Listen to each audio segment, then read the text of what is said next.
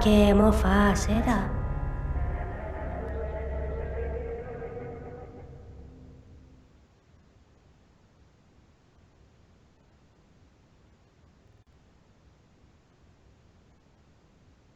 Hey, welcome to EVE Talking in Stations. This is our 5th episode, and we're here with a special guest today, CCP Nullarbor. We'll meet him in just a minute. First, I want to say hello to the panel. We have a little larger panel than normal because we have some extra guests that we're happy to have here. So let's just go around the board here with starting with Tiberius. Hello, Tiberius Stargazer, member of this corporation within Northern Coalition, editor-in-chief for EVE. Dreydan. Dreydan from Open Com Show, and yeah, quick and short. Dirk. Hey, it's Dirk Magirk, also from the Open Com Show, member of the Bastion Alliance with MPX Gaming Corp. Right, we also have Ashterothi. Hey, I'm Ashterothi. I'm mostly just here to figure out clever ways of telling you that Dreaded is recruiting. And we have from the Clueless Space Nerds podcast, which is a great podcast, we have DomanarK, one of the hosts. Good evening. This is DomanarK from Clueless Space Nerds. I'm here to not try to screw things up. All right, and our guest today is CCP Nullarbor. Nullarbor. How do you pronounce that? Yeah, it's Nullarbor. Yeah, everybody asks me about that name. It's pretty much a hooked on phonics name. All right, so let's get started. Actually, I wanted to ask you, though, a little bit more about your name, because I think the last time you and I talked, we had a discussion for EN24's podcast, which I was running at the time, and we talked about your name, and your name was No Trees, right? Yeah, that's right. It's actually the name of a desert in Australia, and it's got some Latin origins and indigenous origins in Australia, and it means no trees, which is really, I think, fitting once you move to Iceland, because there's seriously no trees in this country. But you said it was trees. You said it was because it sounds very Latin, and that came up afterwards. Like, because it's indigenous. I guess they I don't know how they managed to merge that Latin and indigenous name together, but yeah, it's the name of a big desert separates. I'm from Perth in Australia, and that desert separates Perth from the rest of the world, basically. So, were you an EVE player before you got started? Yeah, definitely. I've been playing since 2006. Can you tell us where you were from? I have flown with some Australian Timezone corps. I have been in NullSec, I've been faction warfare, and all sorts of stuff in between. So. Okay. So you weren't like Bob? Band of Brothers? Not that I would admit to. Yeah, that's what I figured. You weren't the T20 guy, were you? All right, so let's get started. We obviously want to talk about citadels. There's definitely a war going on. It's a big time to, be in combat and fighting other people and stuff like that. But wow, right behind us is these citadels and capital changes that are coming that are going to change the entire landscape right in the middle of a war. So how are things going with citadels? Yeah, it's going really well. And I tell you what, it doesn't rain, it pours. It's all happening at once at the moment in EVE. We got FanFest coming up as well, so it's really exciting time.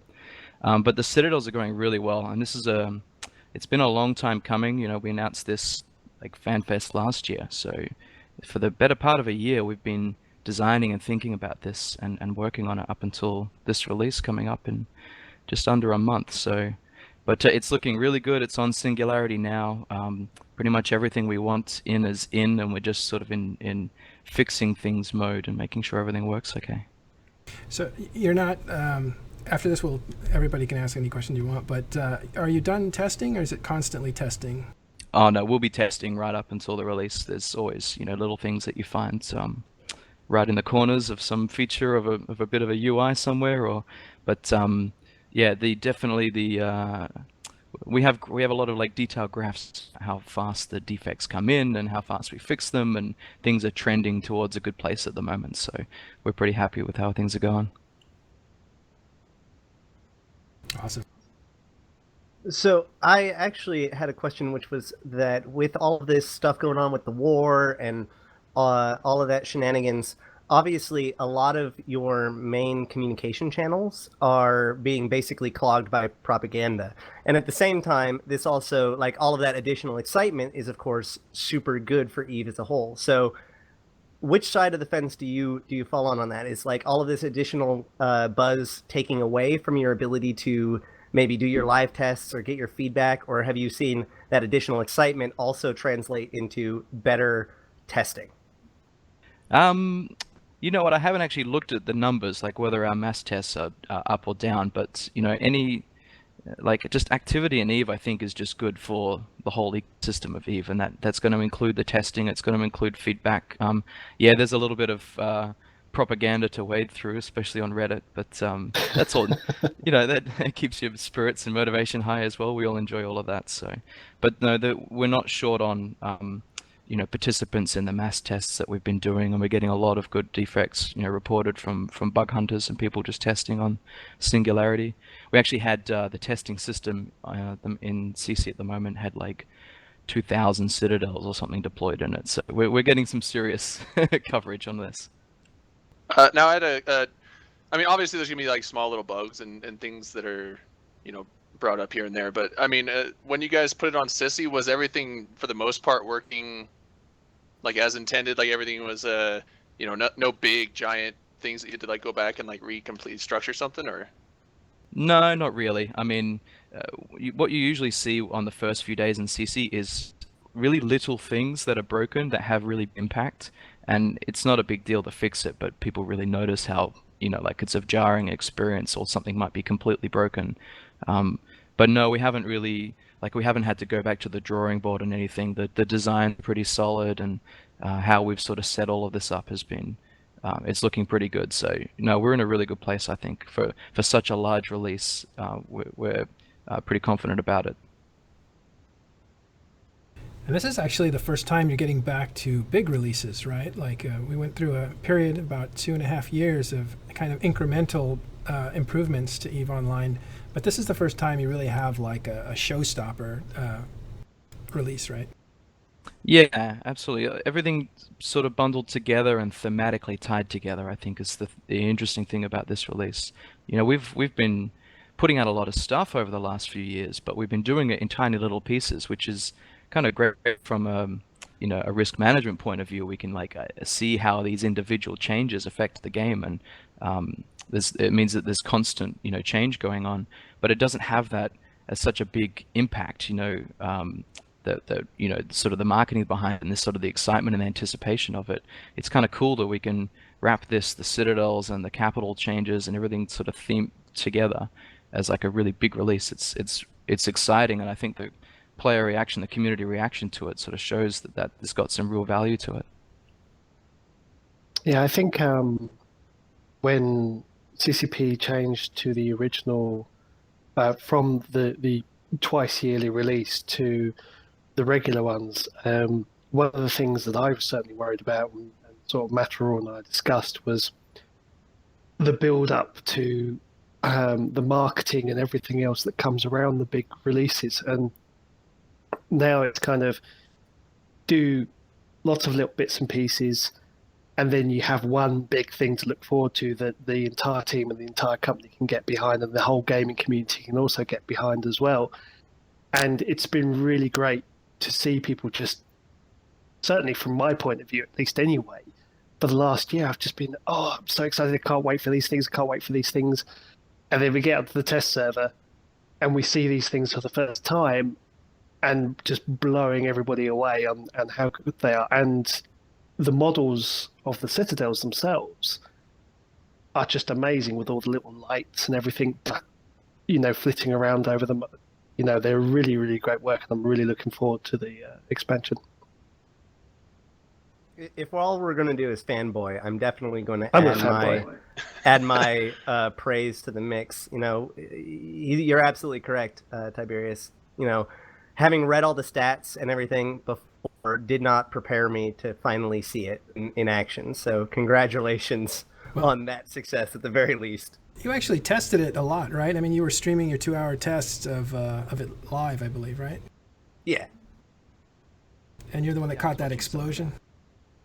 That's correct. I just happened to have the camera pointed at the right time that first time that large citadel exploded and showed off the new explosion. Whew.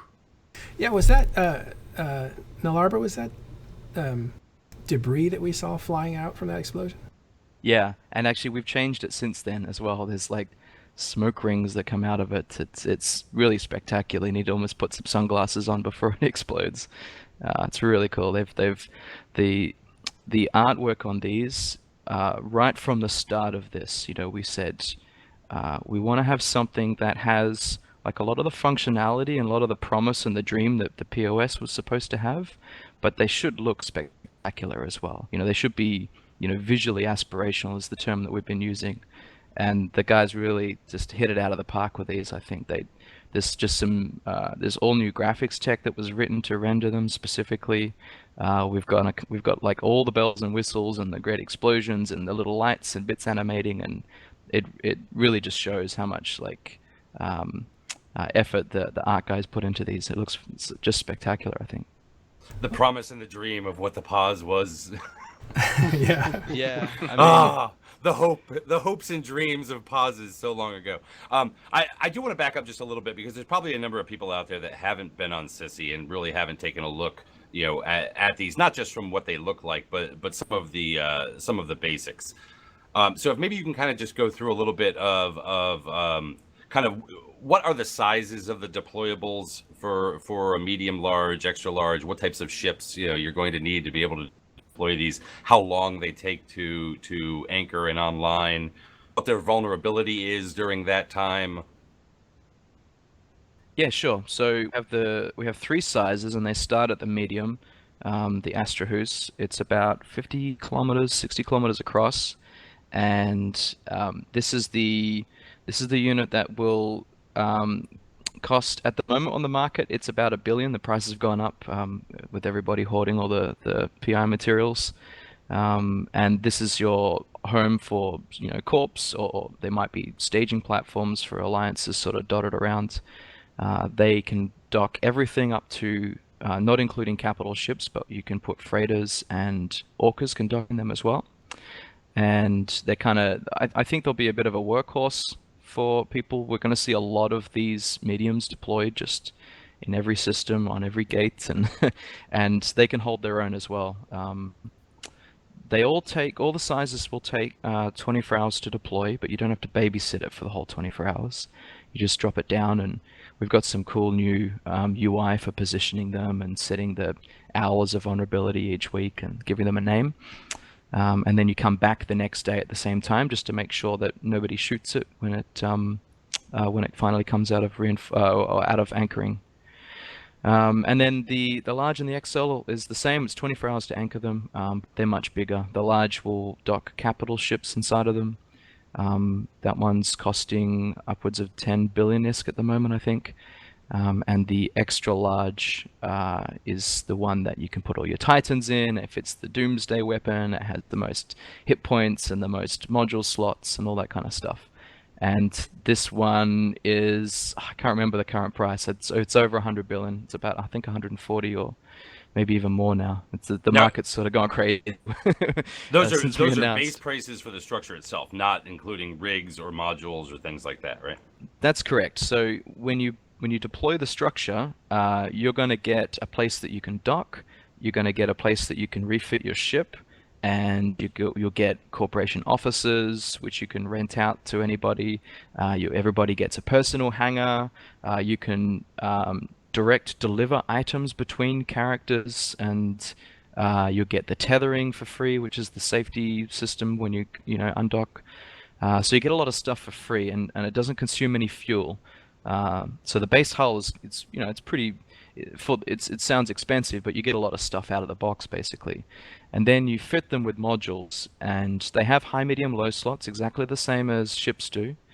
And what you would usually expect for those kind of modules, you'll see, high slots with missile launchers, you'll have mid slots with electronic warfare, and low slots for fitting upgrades and stuff like that. And then we've added a new set of slots called the service slots. And those are where you'll upgrade the structures to have extra functionality, stuff like installing a market or adding reprocessing facilities. And we've added cloning and jump cloning into this release as well. So those are all upgrades, and those will consume fuel, and you'll be able to put them on all the different size structures. Yeah, Dirk, I was just looking at this old footage from Exodus, which was probably the second or third expansion for EVE, and it really does look like they had big dreams for pauses if you look at the way they marketed this stuff. Hilmar actually sent me the original design documents for the POS system as we were developing this. And it's funny, you read through the document and it kind of reads like it's describing the Citadel release. Like they had that same vision, of what structures should be in EVE. It's kind of always been the same vision and the same design. Now we're having another go at it, and we're really giving it the time it deserves to sort of solidify this as a first-class kind of citizen in EVE, that structures can exist with the same kind of capabilities that ships have. And it's really exciting that we're kind of seeing all of that, quite a long effort sort of come to fruition now. It is worth noting, however, that citadels are not completely replacing POSs now. There are several key functionalities of POSs that citadels are not going to replace, such as moon mining and your laboratory and invention and manufacturing stuff. Yeah. Now we're not even touching anything to do with POSs or outposts. We're going to, float these structures and see how they go and learn from them and tweak them. But definitely there's a couple of key features. Manufacturing is a really big one. Contracts are missing to bring them up to par with outposts, but we're going to work really hard to get that in as soon as we can. And then obviously the moon mining and reactions is a really big one. You see a lot of POSs deployed for that particular purpose. So it's on our radar. It's definitely something we would like to hit with future structure releases. And the secret to this is it's not when you see these other functionality arrive in the new structures, they're not going to be in citadels. Citadels are the class of structure that we're releasing now, but we're designing the system to really mimic a lot like how ships work. So if you imagine the Ashterothi is the equivalent of a manticore, and Citadel is a stealth bomber. But we're going to add battleships and mining ships and other things, these different classes of structures that will have certain bonuses on the hull that are designed for the activities that it's designed for. Things like manufacturing, for intel gathering, for mining, and all these other areas of the game. So this is just the first release of structures, and we're definitely going to be having more structures with different purposes. So when the drilling platforms and those come out, they won't necessarily be citadels. They'll be specific what their function is. That's right, and they'll work similar. This is the whole idea with this system that we've sort of set up, is that they'll have fitting slots, and you'll be able to anchor them and dock in them and shoot at them, and they'll be able to shoot back. They'll all have guns and stuff like that. So it's kind of the same functionality that you get out of the box. It's just that particular structure is going to have like hull bonuses, the same way that ships have hull bonuses to certain weapon systems or to mining or whatever, and different capabilities will be unlocked with certain structure types. So we're kind of just borrowing the same pattern, the thing that's worked really well with ships in EVE, the fitting game, and the design of that system, and just putting that into structures. It seems like everything's doing that. I mean, capitals seem more like subcapitals now, and it looks like structures are joining that, so everything's familiar. That's like an attempt to reduce the learning curve, right? Because you don't have these really strange other systems that work completely differently than what you're already used to. But, and it's just for our benefit as well. If it's all kind of works the same as ships, then we can iterate on it faster. We can put more content into it, because this is a pattern that we're used to, and it's sort of designed. The game's designed for putting in content this way. So it's just it's better from our point of view. It's better from a player like learning perspective that everything sort of functionally works the same. It's all very different stuff, ships for mining and shooting and stations for reprocessing or manufacturing. But if you teach the same a pattern for how things work, then players kind of just get it straight away. How's that schedule coming, by the way? Is everything compressed? Because, I mean, you were going to have Citadels out last year, and it was going to be probably, we thought, your five-year plan was going to run out in 2.5 years, I think. So does this mean that those structures are going to come quicker than expected after Citadels? Well, I can't speak for when exactly you'll see the next lot of structures, or when we could expect to be complete, feature complete with POS or anything. There's a lot of unknowns before we could arrive at a date on that. But I can say that the first structure was always going to be the hardest, because that one the Citadel, we have to get everything that's common across all of the structures in place first. So that's why this one has taken quite a long time. We originally pushed. We were aiming towards the end of the year last year, but we weren't going to ship the Excel, and we weren't going to ship the market, and the capitals weren't in the picture as well. So ended up pushing it into this year so that we could roll all of that stuff together and sort of have a bigger thematic expansion. Well, one more question from me. Sorry, one more question from me. The thing is that after a while, you are going to remove pauses, and you are going to remove stations, right? And these are going to be replacing not stations but outposts. So yeah, I mean that's the intention, but we'll have to see how that shakes out. There's still a lot of unknown questions, like how we're even going to do that. But the intention is that this is meant to be a sort of replacement, a better version of POS and Outpost. Oh, okay. Well, because kind of. Oh, sorry. Are you? I'm sorry. I was wondering about the reimbursement, because you guys talked about that a long time ago. Like, you're going to get reimbursed for all the stuff you put out before when these things replace pauses and outposts. And I always wondered, is there going to be a war for reimbursement? Are people going to capture as many stations as possible before that ticker stops? Yeah, no, that depends how we do it. Yeah, too early to tell, I guess. Yeah. But we obviously can't just take everyone's stuff away and say, sorry, we're not going to get any value from it. We'd much rather give you something that you could use to then replace that functionality with the newer structures. So, but exactly how that works, we really don't know. We're sort of laser focused on just making this release really good and solid, and make sure that this is a better version, and then we'll talk about migrating away from the old stuff. I totally think you can take everything away. I'm fine with that. Hey, Dreydan? No, you actually asked Mike. I was going to ask them sorry. how they were going to be implementing these and getting rid of the outposts, and if they were just going to replace them and put citadels in their place, or were they going to just force everyone to just go put up their own citadels somehow? So it'd be cool to see a war over territory, right? Like an incentive to fight. Anyway. Well, you said that these citadels are only the first of several structures, and if I remember correctly, that originally in the first blog there was going to be 9, and this was the first as being markets and the offices. That was the heart of citadels. But then later on, you guys made a very big point to say that this is your castle. This is the fortress that you start with.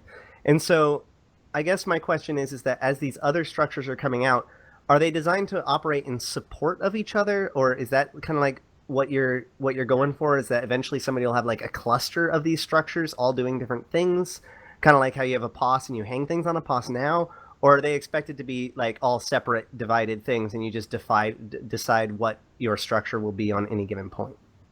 Yeah, we're not going to have them connected together or anything. There was a dream or design many years ago of the modular POS system. Voltron. Yeah, but the idea now is that no, these are separate entities. The same way that you have separate ships with different fittings. They can be close to each other. We're going to have you within visible distance of each other, within 1,000 kilometers, but they're not going to be physically attached to each other. But absolutely, you'll have different structures for different purposes. You'll have like an extra large sort of manufacturing facility for building Titans, and then you'll have a different platform for extracting resources and reprocessing stuff. And the Citadel is the home. This is the one that's going to have the best bonuses for defense. It gets the most damage output. It's got the shortest vulnerability hours. It's got the most hit points, that kind of stuff. So it's really the one where you're most comfortable putting all of your stuff, but in comparison to the newer structure, the next lot of structures, they'll definitely be a lot more vulnerable and a lot more fragile than the Citadels are. Well, I guess my question is, will you be able to use your Citadels to defend the other structures, or are they going to be required to be so far away from each other? Like, do you build up around your castle and use your castle to defend against sieges, or is each structure kind of on their own? No, each structure's on their own, and that's a really important part of the design, because as soon as you let people blob stuff, then design balancing gets extremely difficult, which we see with ships. So the nice thing about structures is that we can give them these like crazy AoE weapons and doomsdays that like zap lightning through space and kill everything, because we know that there's only ever one of them affecting that group of ships at once. So they'll never be like an overarching, like overlapping arc of fire between two structures. But what you might see is more structures which help defend your space, your system and your sovereignty, or other structures that might be giving, system-wide bonuses to things in space. So more of an indirect kind of thing, but not like you'll anchor a bunch of towers around your Titan building facility so they can all shoot at the same spot. That's specifically been avoided because of a lot of issues like we see with Titans flying around these days. I mean, these citadels have some serious teeth on them. Some of the weaponry, like the Doomsday, for example, is You're seeing that now on screen. You're seeing the Doomsday lightning weapon. I don't know what it's called. What's that one called? Tiberius. It's the arcing Voltron projector. It's really called Voltron? I can't, something like that. I just call it space lightning. Yeah, chain lightning. Lightning bolt. Is this what's currently on CC at the moment the only planned set of weaponry, or because at the moment it's missiles and doomsdays and bomb launchers? Are there potentially other different types of weapon systems that might be in the mix, like maybe laser systems or hybrid systems or things like that? I definitely wouldn't rule out having additional types of weaponry added, but it is it's sort of very carefully chosen that the weapons on citadels or the structures are missile-based and AoE-based, because you can't really do tracking calculations. You can't really have, like how you have, hybrid guns or whatever, artillery, because they rely on you maintaining an angular velocity around the thing that's shooting you. But when the thing that's shooting you is 200 kilometers wide, it's very hard to maintain angular velocity. So all of the damage that's coming out of citadels is all signature based. It's all the same, and explosion velocity based, the same way that missiles calculate.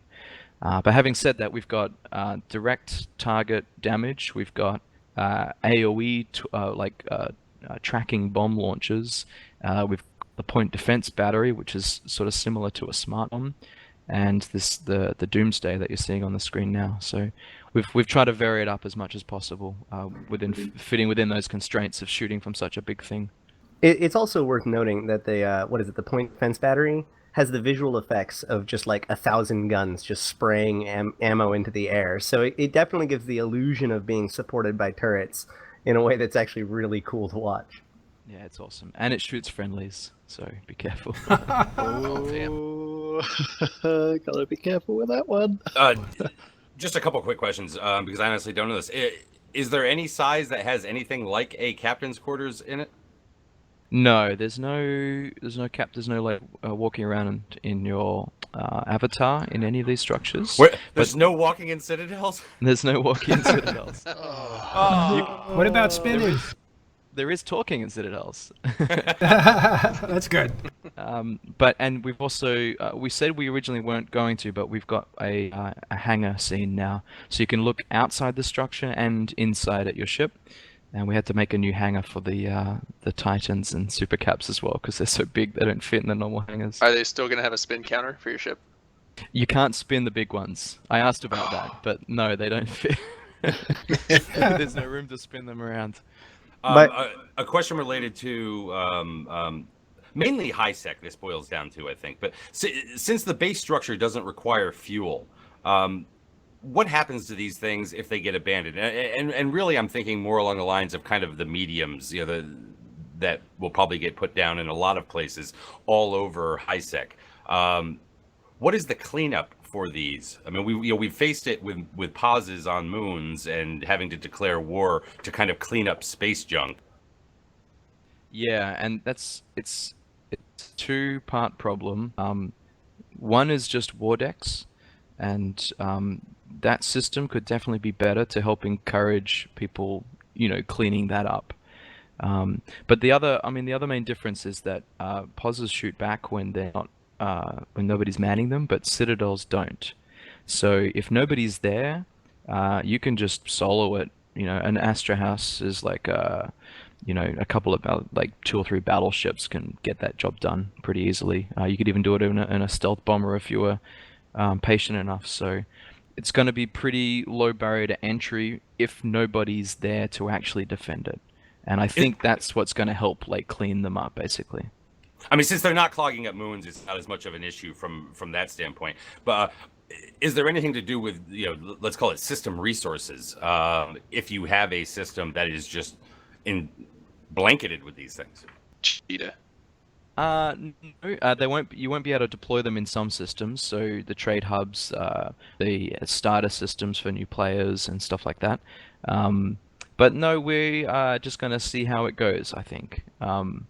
And we'll see how much interest there is in cleaning them up, and maybe some changes to game mechanics in the future make that easier. I wouldn't rule out that we would tweak how vulnerable these things are, or put in some kind of mechanic like it hasn't been used in 30 days or whatever. But for now, we're just going to see how it goes. We're really interested to see what people do with this. Is there a situation where 2 enemy citadels could be placed close enough to each other to attack each other? No, they will not be shooting citadels with other citadels. Mostly because the vulnerability mechanics make that really weird as well, because one could be, invulnerable and the other could be able to take damage. So, no, they have to be 1,000 kilometers from each other, and that's out of their locking range. So I know we're being super serious, but I'm seeing a donation fight for women wanting to donate to the show because Nullarbor's on it. I think next time we'll have you in a thong or something so that we can make some money. Wow, it's disturbing. I think more so for us than you. But one of the things I found really interesting with the Citadels is the mechanic behind setting the vulnerability. Because it's very different from how POSs work. Because POSs at the moment, you stick a certain amount of strunt in there, and when it's reinforced, however much strunt you've got in there will depend on when it comes out of reinforce. But these are very selective. You can choose which time you can do it. You can spread it over, an entire week, or you could just cluster them all in one particular day. What was the sort of thinking behind that mechanic, and how did that come about? So this is, when you sit down and you look at some of the problems with time zones in EVE. People play at different times. They can't all be on. We get, and as speaking as a former Australian time zone player, this is like a problem that sort of really rings true for me. And it's just not possible to force everybody to play, online at the same time. And when you're asked with that question, if there's 2 parties and, in order to interact with each other, one of them's going to have to play outside of their time zone, who would we prefer that to be? And actually, we'd rather that would be the attacker.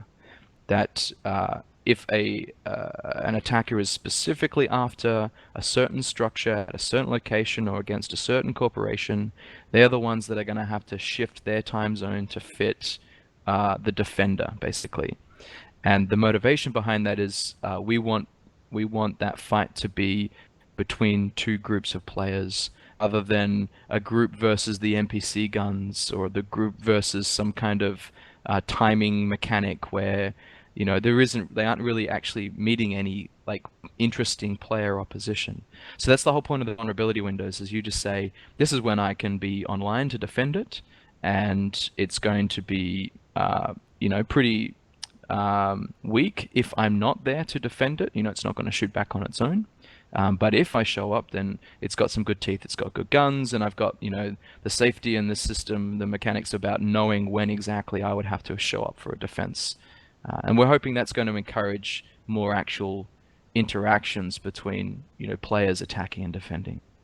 Speaking of that, can you talk a little bit about player stuff? Basically, what happens to player stuff if one of these things is destroyed? What happens to player stuff that's inside if it's unanchored and then put back up or never put back up? Yep, so we're introducing what's called the asset safety system in these. So if you've got anything in a personal hangar or a corporation hangar, as soon as a citadel is unanchored or it explodes, it will take all of the hangars and put them to a safe location. And you can recover them. You can recover them back into the same system if you've got another station there that you can dock in. And if you can recover it to the same system, it could be an NPC station or another citadel, then you don't pay anything. If, however, you're somewhere in deep nullsec and your citadel blows up and there's no other stations in system available, then after 20 days it's going to take those assets and put them in the nearest low-sec NPC station, and you have to pay 15% of the market value per item to get it back. And you can pick which items you'd want to get back, and you can keep that container there for a while and as you go, basically, to recover your assets out of that asset safety. And then for anything that's actually fitted to the structure, so the modules and fighters in the fighter bay or fuel, ammunition, stuff like that, that's going to drop into the wreck, with the usual mechanics about what loot drops. And the wreck itself actually has quite a lot of salvage. So you definitely want to be salvaging these citadels and then bring some freighters to carry it all home, because there's quite a lot of stuff in there. Yeah, has that number changed? The 15%? I thought it was 10. Has that changed? I can't remember when what announced and what was changed, but it's currently 15%. So okay, that's what we're going with. So walk me through this real quick. Ships, oh, right? Sorry. If they're super capitals and or super carriers and titans, if the structure's destroyed, they're not going to the low sec station, right? They have a different plan for those. No, those are going into the low-sec station. You won't be able to dock them back up, but you'll get a one-time undock from those stations. So make sure super it's a good capitals? one. Yes, Yeah, that's a good question. Well. Oh, so they're not doing because the original Yeah. back down thing. That's exactly what I was going to ask. Yep. What's the original plan? Do you have to re-anchor a citadel there to get it back? We were discussing that. Okay. Yeah, we sort of went round and round on different options for that, but no, they will go to a low-sec NPC station. But you will not, once you undock it, you'll not be able to put it back. So if I blow up an XL Citadel, how long before those assets become available to my enemy? You're talking about your assets. They'll never become available to the enemy. No, like I attack my opponent's XL Citadel and blow it up.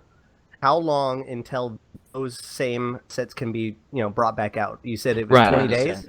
Yeah, it's 5 days if you can get it into the same system. But if you are unable to recover it into the same system, then after 20 days it will move automatically. So you've got that 5 to 20 day period where you could be recovering it to another station in the system. So they get their Titans back, but it takes 20 days if they want it to be moved to a low-sec station. Yeah, exactly. 20 days and 15%, right?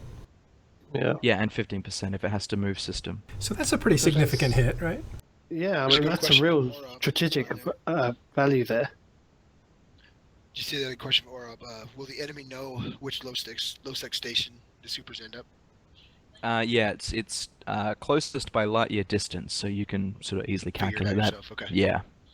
Well, they know what system. If that system has multiple stations, would that come into play, or? It always goes to the top station.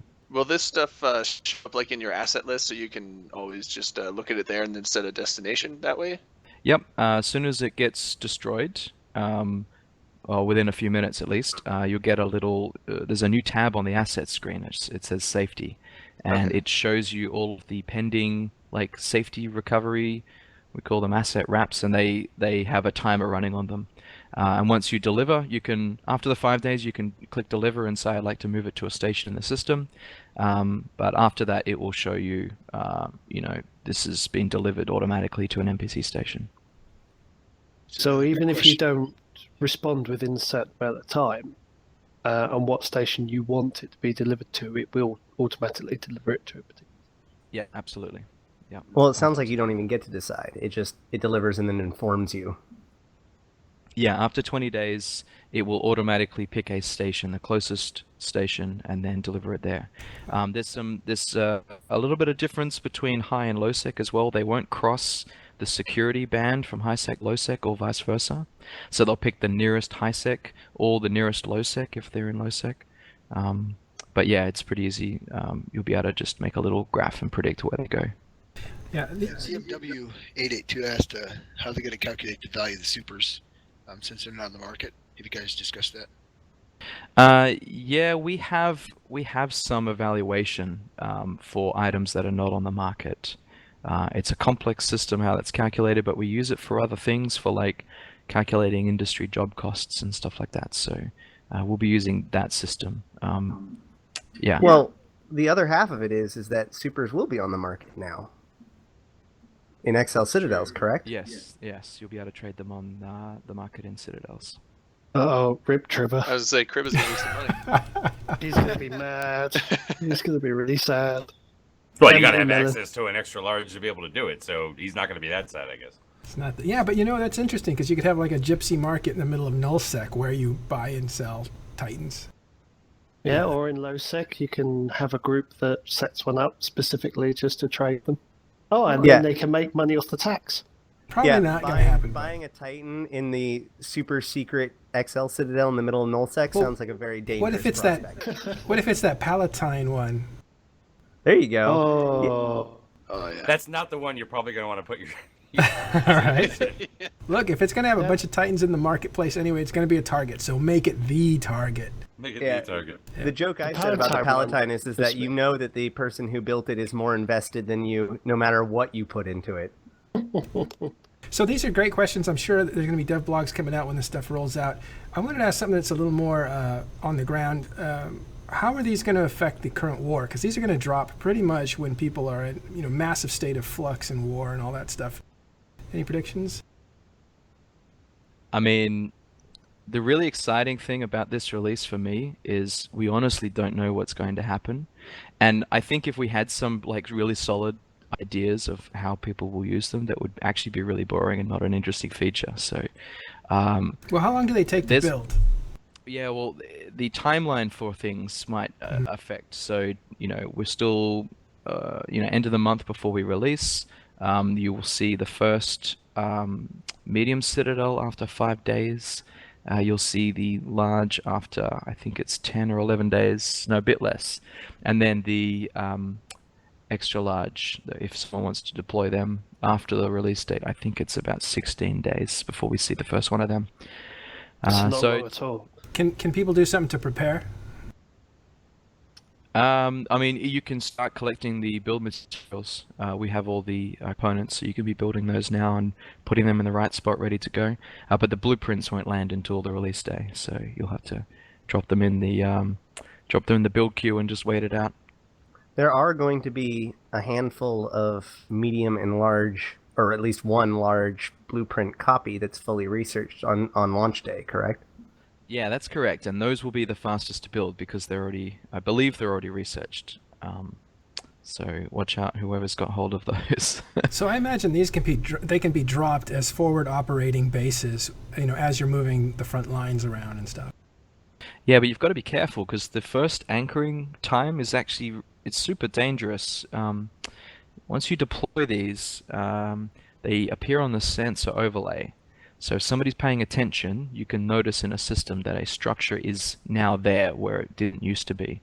And it's got a little timer on it. If you fly up to it, it'll tell you this thing finishes anchoring in 8 hours, 37 minutes. And if you come back at that time, that structure has just its hull remaining. All its shield and armor is gone, and it needs to repair itself. And so it starts the automatic repair process. That takes 15 minutes. But if you can come and shoot at it, it pauses the repair timer, and if you can shoot through all of the hull, then it just explodes. There's no reinforcement. It can't be fitted because it hasn't been online. It doesn't have any guns on it. So the initial deployment's actually quite dangerous compared to defending a structure that's already been deployed. So you got to be careful about where you do it, and deploying it too far forward in enemy space, that's going to be a real challenge. And especially in soft space, because the anchoring times are extended for anybody who does not own sovereignty in that system. And it's extended by the amount of strategic index you have. So you get more notice of anchoring deployments in like longer held sov systems, basically. But it doesn't change the vulnerability window. No, it doesn't change anything else. It just changes the time for somebody else to anchor a structure in that system. But doesn't that break the whole, like, I know that I'm always in my time zone thing? Because, like, how much is it going to be? Because if it pushes it 3 hours forward, that basically guarantees... Well, I guess I could just anchor it the day before 3 hours prior to when I would like to do it. No, it will only increment by a day each time. So it's 24 hours plus the strategic index, I think, is what we did. So that actually brings up another question, which was another thing that changed from the dev blogs, or at least I think so. When you reinforce one of these structures, in the original dev blog, it seemed to say that there was a period of time of reinforcement, and that time was only taken out of your quote-unquote reinforcement window. But then on Singularity, it seems to show, or it seems to imply to me by the UI, that it'll come out of reinforcement exactly 24 hours after the reinforcement event occurs. Yeah, that's correct. Yeah, so it will start. It will reinforce 24 hours from the moment that it first started being shot at. So if you took 4 hours to shoot it, it'll be 20 hours. And that's important because it maintains that the reinforced time will always be 1 day after the original vulnerability window. And when you go to set up your vulnerability hours on the UI, you paint the hours, and then the next day, at the same time, there's like a kind of faded out block as well. And that's to indicate that, you know, that next day, if somebody attacks it, you might have to come back the following day to show up for a reinforced timer.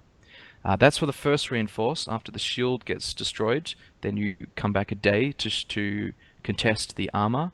And then the final layer is a further 6 days. So it's actually a week end to end from the moment the first shot is fired until the Citadel is destroyed. So your final reinforcement, your final fight is always back in your reinforcement window, or back in the original reinforcement window it was reinforced in. Yeah, at the exact same time it was first shot, just a week later. Go ahead. I had a question. Cagton in chat had a good question. When they first come out of the initial anchoring and they're all the shields and armor are gone, can the Citadels be repped during that? So can you shorten that window where they're really vulnerable? No, there's no repairing of the Citadel. It will repair itself, and the only way to defend a Citadel is to kill everybody attacking it. Okay. So it really forces you to just, you can't just sit there and tank it. You actually have to deal with the people attacking you. So that goes to my question: how much of a gap between damage application is there going to be for that number to reset? I start attacking a Citadel, attack it for an hour or 30 minutes, whatever. We don't get it killed. We get chased off for 2 hours. We come back. Is that reinforced time going to start 3 hours before, or could it start the second time we start hitting it? So, yeah, okay. So the repair time is 15 minutes of no damage being applied. And if you shoot at it enough, there's a little like a floor amount that you have to damage it. If you shoot at it enough, it'll pause the repair time. It won't reset it. And if you can basically keep it paused, maintain its paused state, it will stay paused forever. and you can take as long as you like to actually shoot through all of the remaining shield or hull or armor or whatever. Okay. Okay. So, so that means you need to maintain consistent damage. If you shoot at it and then run away for 15 minutes and come back, it'll have already repaired. And that means it'll repair everything. It'll go all the way back to the shield state. If it was in the vulnerability window, if it was like a 4-hour vulnerable block, and you shot it in the first hour and left, it would repair and come. If you came back an hour later, it would still be vulnerable, so you could shoot it again. But it means the reinforced times are very important. You have to be there at exactly that time and applying damage, consistently until you kill it. So it's going to be really interesting to see how this plays out. We don't really have anything like this already in the game, so I'm curious to see. Dirk has a last question. Go ahead. Okay. Sorry. Another question from chat from Aramis. He wants to know: can these be? Well, I don't want to say sold, but can they be transferred? Are there any limitations on how they're transferred, whom, and like that? Yeah, you can it's the same as Poco's. You can't be at war. You can't be currently being shot at, and it must not be, in reinforce or anything like that. So if it's just in its normal happy state, director can come online and transfer it away. All right, since there's a lot of details and we can really drill down for hours and hours and hours and hours, but let's not do that. Let's wait for if you guys need more information from Nullarbor, he's always in the structures channel in Tweet Fleet Slack, and there's a lot of exposure to him there for these kinds of questions, so we encourage you to meet him there. But if we could go back to more high level, go ahead. Yeah, I mean, here's a high level one, and I know that I'm not going to get an answer on this on kind of a forward timing, long range outlook. I'm expecting, and can you just confirm or not, whether or not at FanFest, when they unveil kind of the updated timeline roadmap, whether or not we'll have some inclination on when we can expect the next in the line of structures to kind of be making their way in, or what the end is for what's planned. I'll just say it would be pretty weird if we went to FanFest and didn't talk about what's coming next.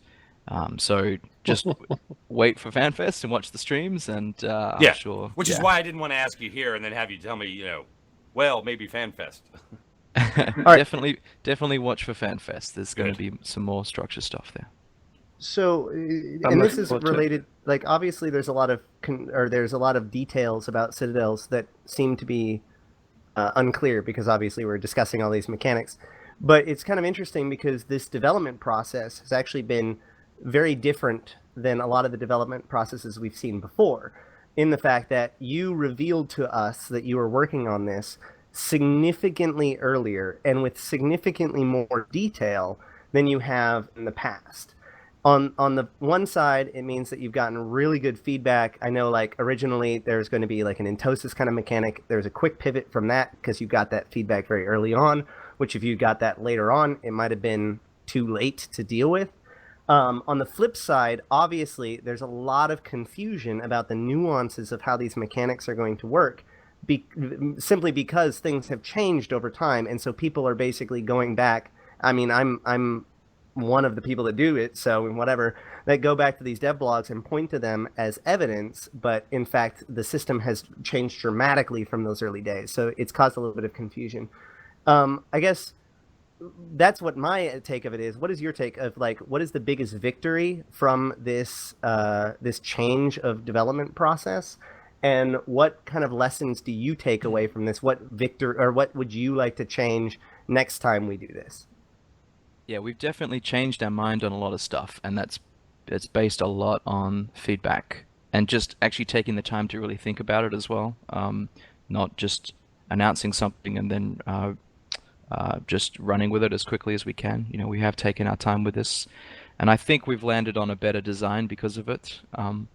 But it has taken a lot of effort. The amount of communication that's required to just put out these dev blogs and capture all the feedback and then discuss everything and change our mind and communicate it again. So that's why it's definitely towards the end you're seeing this case where we had some old dev blogs and they're a little bit out of date because we've changed our mind based on the feedback and we haven't published a new one. And so it's definitely different. I think the end of the day, it's going to result in a better system, a better design. So it's worth it after all of that. But it's taken quite a lot of. It's been a really interesting process.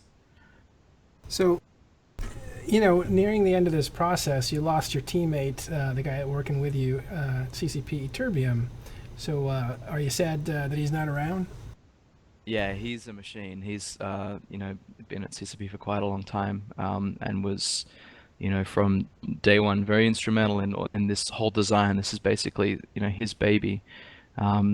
But fortunately, I mean, he did most of his work, many months ago, and it's sort of you go through these kind of phases of development that there's a long design process and discussions and setting stuff up, and then all the engineers take over and sort of just get it done and carry it over the line. And at that point, not too much about the design changes compared to the early days. So it's really sad to see Ytterbium go, but fortunately we had pretty much everything solid on the Citadel stuff, at least before he left. It's kind of like his parting gift to EVE players, isn't it? Yeah, absolutely. Yeah, and more so, he's designed for structures into the future and set some stuff up for that already. So now, you guys, the way to take these things down, it was thought that they might need Entosis lasers like the Sovereignty system does, but you guys, I think you and Ytterbium, I think you told me at Vegas, were around the coffee machine saying, wouldn't it be good to shoot these things? And I was really taken by that. How did it come to? How did you change your mind? Yeah, I mean, we were closely following what was happening with the sovereignty mechanics, and there's a lot of really sort of interesting problems that were tackled with that mechanic, but it was specifically for structures really lacking that visceral feel. It didn't feel good to sit there and be shot at by a structure while you kind of just watch a progress bar go down.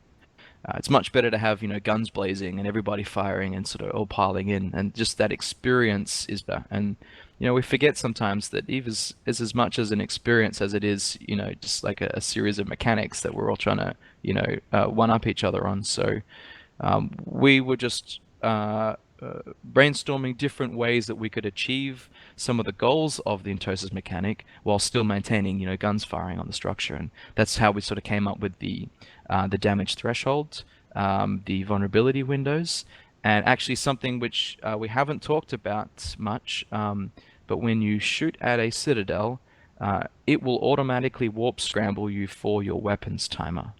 And you can de-aggress and it will release the warp scramble for you, but that's automatic. You don't need somebody piloting, they don't need to lock you, it happens immediately. And that again was borrowed from the sort of Entosis mechanics to make sure that you can't sort of just kite around the structure and avoid shot at. That's great. There is one last question. I'm sorry, it's a nuts and bolts question. I promised somebody I'd ask it. Have you worked out the permissions for launching these things? Yeah, you have to have the station manager role to deploy them, and you have to have director to unanchor them. That's great. Listen, we're at about an hour, and it's 2 o'clock in the morning for Nullarbor. So, is there any last questions that are fast? If I'm actually okay to stick around a little bit longer. Are you? Terrific. We'd love to have you. So, there's one question that I'd like to ask, which I think is kind of a lot of people are kind of thinking about. Are citadels going to be the way forward for all stations, including HiSec, going forward? I think for player-built stations, yeah, that's the intention. How much balance we maintain between NPC structures and player structures, that's what we're excited to see, how all of this plays out. We're obviously always going to need some element of NPC safety. Some people are not comfortable with the risk of trusting other people, and that's fine, and EVE just has to balance that against the rewards that we're offering you for taking that risk in a player structure. But for player structures, we kind of see this citadels and this new approach to deploying stuff is hopefully the future, and we'll have to see. I'm not I don't have a crystal ball, but we're definitely very excited about what this potentially unlocks for us to do in the future. Well, 'Cause, April 27th, does that limit at all the ability to build stations as we know them now? No, and you can deploy them after April 27, no problem. Okay. So, it was interesting that you guys, I mean, if you're looking at the big themes, you guys decided there needed to be a different way to let people play EVE sovereignty instead of these giant, hurdles that they had to jump over. So you lowered the bar of entry to Entosis. And then that seemed to, I don't know if you guys looked at stats and said this isn't working like we thought, but that you made a change. You said we're going to go back to guns blazing because that's very visceral. Like, what direction are we headed in now? Is it a hybrid, or are we looking at the reality that blowing things up feels good? Yeah, I think it's just a balance of both. I think the last couple of weeks we've definitely seen the aegis of, really shaking things up. So there's elements of that we really like. And then with the structures, we're seeing with some of the tests, it's just elements of huge fleets raining fire down on a big structure with everybody's stuff in it. It's an exciting moment. So, I don't know what's going to happen with all of these things. We'll definitely be keeping a close eye on how it works and how it feels and what the reaction is to this. But we definitely think for shooting a big structure, it has a better connection to what you're actually trying to achieve. Yeah. Well, and these big things are falling right in the middle of what is one of the biggest wars we've seen, and so it's just such a giant wild card. And it looks like the advantage. How much of a wild card? I mean, seriously, how much of a wild? Because now we're kind of in that discussion period here, right? Yeah, definitely. How much of a wild card is it really? Pauses will still function, so you're not losing that functionality. You're gaining what would be, in comparison, the immediacy of being able to put a staging tower down that has a force field around it. I'm not quite sure yet how much these are going to play into this war, unless this war really extends out months. I actually think that the effect will go the other direction. I think that this war is going to have significant impact on how quickly citadels are embraced. Because if Citadels was released in peacetime, the race to the XL Citadel, the race to the Palatine, those would be in the forefront. But in war, no one's going to worry about figuring out how to play with this new 80 billion-isk toy. They're probably going to continue to fight the war that they know how to fight, and then once the war is over, they will, begin to utilize these larger assets. Now, I think that we might see some experimentation with like a medium or potentially large citadels, but I really don't see that we're going to see like an XL Citadel base until at least the war is over. You're going to see high sec and low sec gentlemen to play with these before null sec in this case. Yeah, definitely. I think they would be because, I think a lot of the, other than some nullsec groups that may be under a lot of pressure that want to evacuate stuff may put one up so they can get all their stuff moved to a low sec station in a hurry without having to jump freighter at all. I can't see these things being built anywhere where there's ongoing fighting. I also low suspect, sec, I definitely think. Sorry.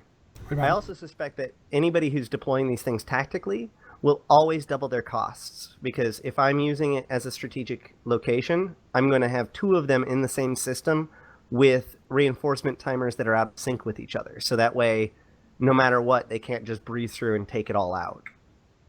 Not Oliver, tell these guys they're wrong. I was going to say, I think the immediate impact, the largest impact is going to be in wormhole space, because this is unlocking a lot of functionality that those guys just not had access to, trading on markets and docking and stuff like that. So I think initially the land rush is going to be deploying them in wormholes, and smaller groups in low sec and high sec will be jumping on them. Maybe not even for particular strategic reasons, just I want one and it's cool and my corp's going to have our own home, and that's definitely one of the motivations behind Citadel and this particular structure, is that this is your home. This is a place to put stuff and base out of, and we're hoping people will just do that as an alternative to NPC stations. Because As for whether they drop them in the middle of a war, I don't know, and we'll have to wait and see.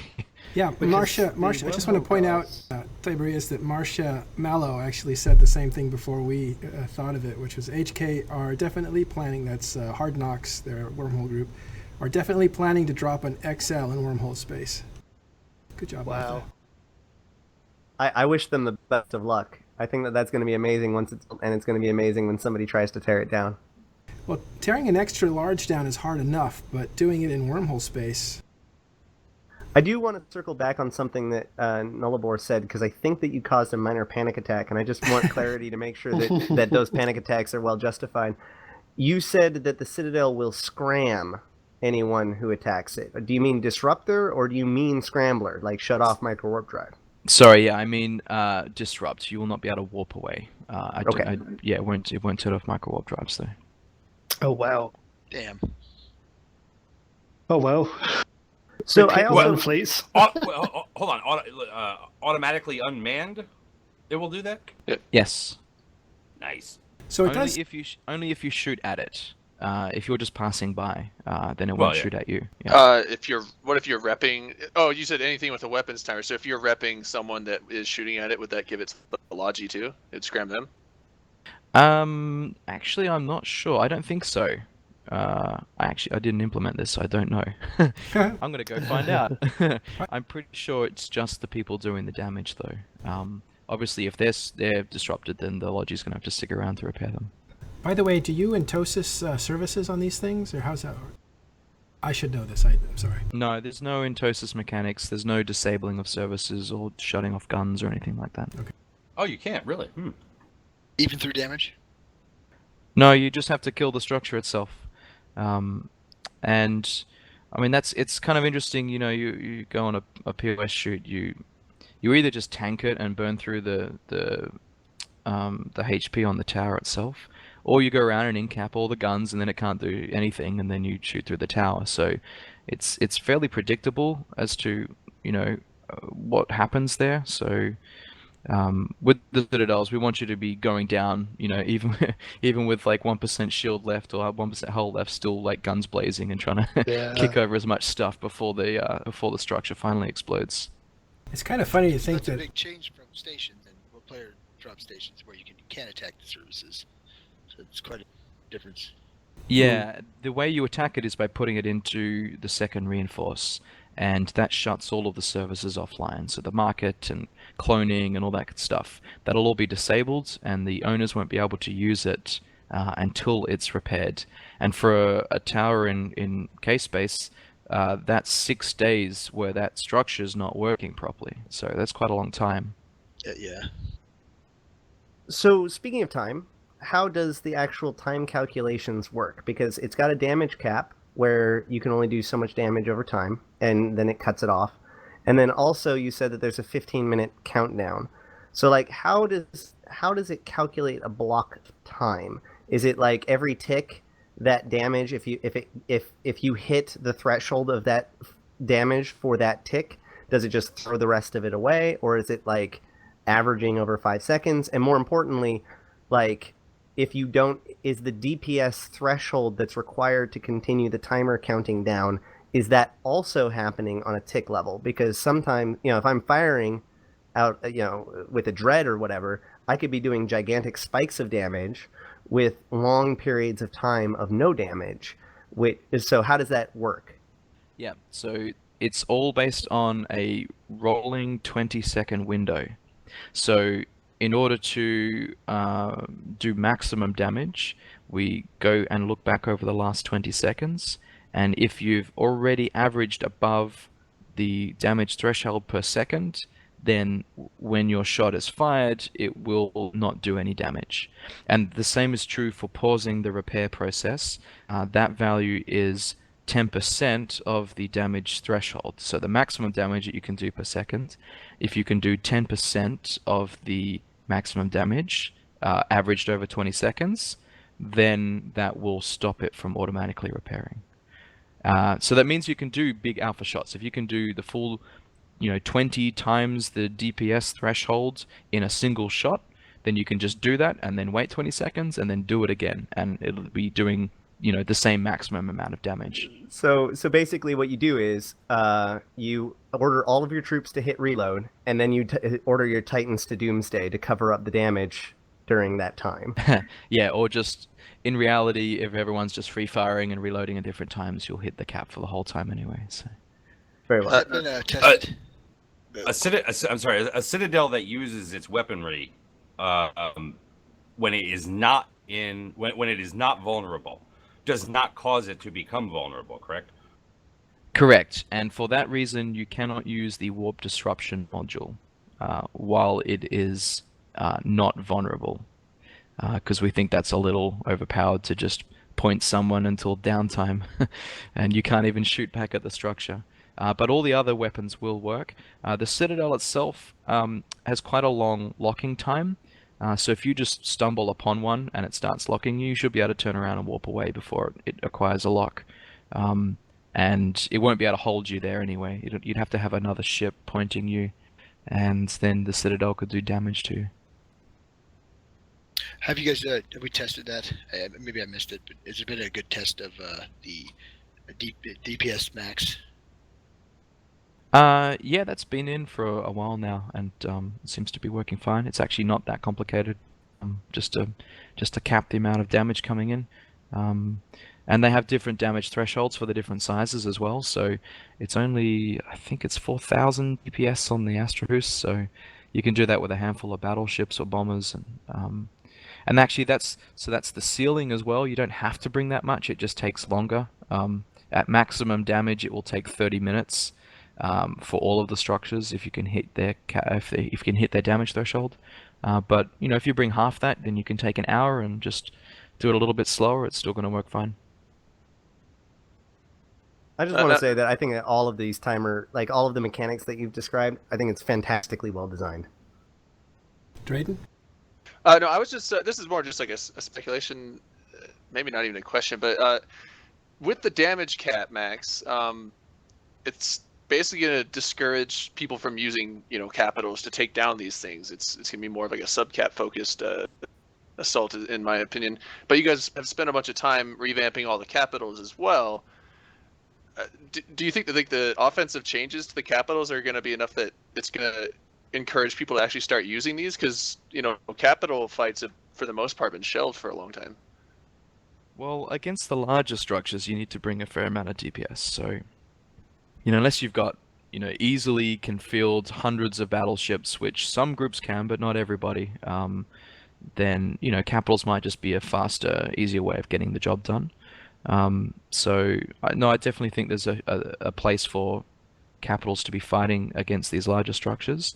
And then you also have to consider what the defenders are bringing. So, the structure might require a certain amount of DPS to kill it, and a certain amount of HP to be, resisting its damage that it's outputting. But you've got to think about what they have escalated the fight to as well on the other side. And that's where I think these, particularly the new the force auxiliaries and the carrier changes with all the new fighter stuff that can really shake things up about, why you bring a certain class of ship to a fight, depending on what the attacker or the defender has brought, and depending on what structures got fitted, and depending on whether, all sorts of things. So it's going to be really interesting to see how this all plays out. Yeah, I don't think it takes capitals out of the game at all. All it does is say, this is how many you would need for max deeps on this. It doesn't mean that you don't bring. It frees you up for other things. It frees up other capitals that are on scene to to do protection duty, whatever, as well as the rest of a fleet. Yeah, absolutely. I'd much rather you were shooting another fleet than specifically shooting the structure. By the way, these things can't be put in strategic locations like next to iHubs or anything, right? They have to be 1,000 kilometers from other anchored structures and stations, NPC stations included. And then they have to be 500 kilometers from celestial locations, we call them. So that would be belts and planets and moons and the sun and stargates, stuff like that. So you literally could put one near the sun? Yeah, you can put one pretty close to the sun, actually. you know, it kind of looks like it's in it with the solar flares blazing around it. I actually posted a cool little video cool. on my Twitter today with a citadel anchored at the sun. It's really exciting to see all of these new locations which you can put stuff that just looks cool. You know, I really hope that people don't just lazily plonk them at, you know, at the standard planet warp ins, that they actually try to get good bookmarks, you know, on the top of planets and underneath things and around the sides, and, you know, really nice looking locations. Because you're going to be there looking at it the whole time, so. That was on a test server where I was testing it out, I was launching my own, and I grabbed an interceptor on one of my characters, and I literally burnt in this interceptor probably for about 2 hours, just so I could get it exactly on the north pole point of a temperate planet, so I could stick it right at the top of the planet. That's Took awesome. forever. But it looks amazing. I may have missed it, but did you say what the DPS cap is on each one of these? I know you said 30 minutes, but what does that equate to in terms of a deeps cap? You testing my memory here. It's like 4,000 for the Ashterothi, and like 80,000 for the XL, and the L's somewhere in between. Yeah. But there's a dev blog that's got it. I think it's the Citadel Sieges. We haven't changed the values since then, I believe. Okay. So you said it was going to take about 16 days to get one from start to finish online. People could prepare by building the subcomponents now. Was that for the small one, or is that are they all the same? Yeah, they always the same. We renamed them. They were called station components, and we called them structure components now. We've added 3 new ones, but they're all seeded. You can build them on TQ today and put them in the right spot, ready to go. Then you just have to get the blueprint on release day and put the industry job in, and off you go. So I'm a new guy. Just came in, and I'm alone. Like, how easy is it to get into these things for a new person to, like? You know, is this supposed to be like as easy as? Well, pauses weren't very easy, were they? Yeah, I mean, the interface is easier. So I can just buy one off the market, fly to some empty spot in space, and deploy it. And provided no one shoots it, come back the next day and dock in it, and off we go. There's my structure. The hard part is going to be making sure nobody shoots at it, and whether a solo player can do that depends on, you know, how clever they are and who's fighting them. You might need some friends to help defend it, and that's where the whole politics of EVE get interesting there. Yeah, because these things, I mean, we keep thinking of them in war. We think of them in wormhole space, low-sec faction war, but we don't really think of them as homes for people inside of high-sec. Like, that's not really something that gets asked a lot, but that can happen. Absolutely. I think it will happen a lot, that people will just build them because they look fantastic, and it's really cool to have your own space home. And they won't be public, they won't be made available to anybody else. They'll just be maybe just that one player, or, you know, their small corp. And that's what I was talking about before, that was sort of the dream of POS, you know, that this is your home, this is your fortress in your little corner of space, and Citadels make that a lot more accessible to get into. Yeah, and but it's interesting that you have that, but you're not going to link that with captain's quarters, which was actually a good question, or even you're not going to have an internal view of it. So it will be constantly, you will be, like what we're looking at now on screen is a citadel near a sun, which is gorgeous, but that's kind of like as intimate as you get with it. We are giving you an internal hangar for your ship, so you can spin your ship inside, but we're not giving you the captain's quarters where you can walk around. Oh, so you can shift. The Super and the Titan hangar looks amazing. It's a really good job. Oh, do you have a link for that? I can put that up. I can find it, yeah. So are you gonna? So are you battling with like Larkin on who's gonna own this expansion? No, I mean, this particular expansion has taken a lot of work from a lot of different people. So you kind of hear from me and Fozzie and Larkin a lot, but there's a lot of teams that have put effort into this, and for the capitals, for the citadels themselves, and everything else that's going into this expansion. So I think, you know, there's general excitement around this entire thing from all the way across the studio, and I kind of feel like everyone is just excited to be owning this and being part of it, I think. Are you all gonna drop dead when it launches? Yeah, go on a holiday for a Yeah. month or something. Yeah. You guys must be I think you exhausted. guys deserve it. They're going to be recovering from FanFest.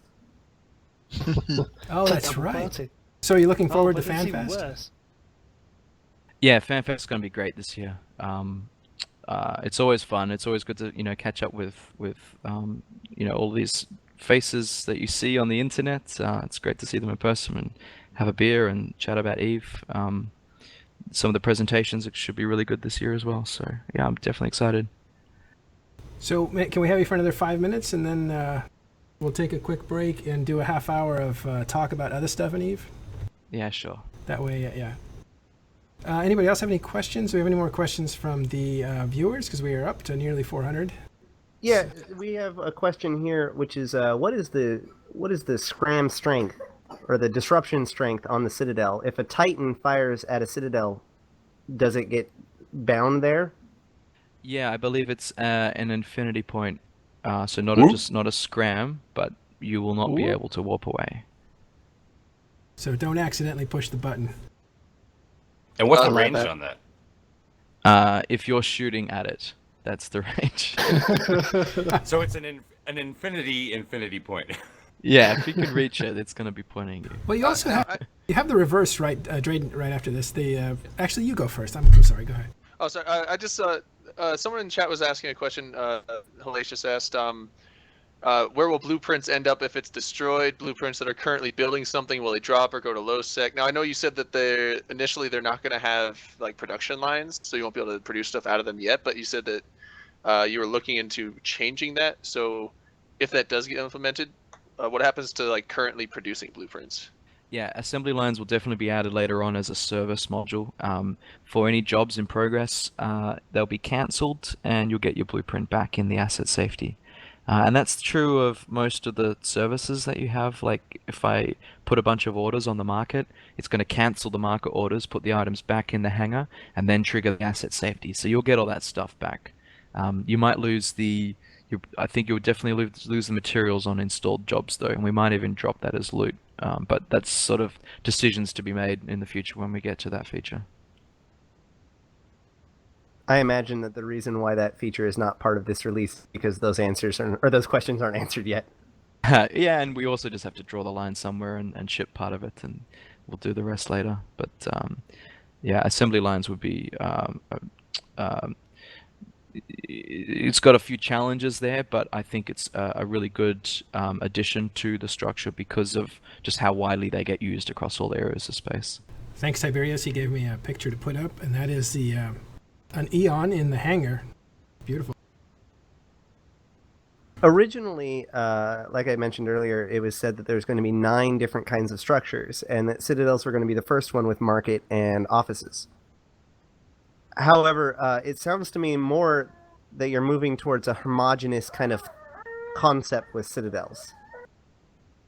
The Citadel is the most defensible structure. We kind of pivoted a little bit on that. You'll be able to put markets in all other structures. You'll be able to put reprocessing and stuff like that in all other structures.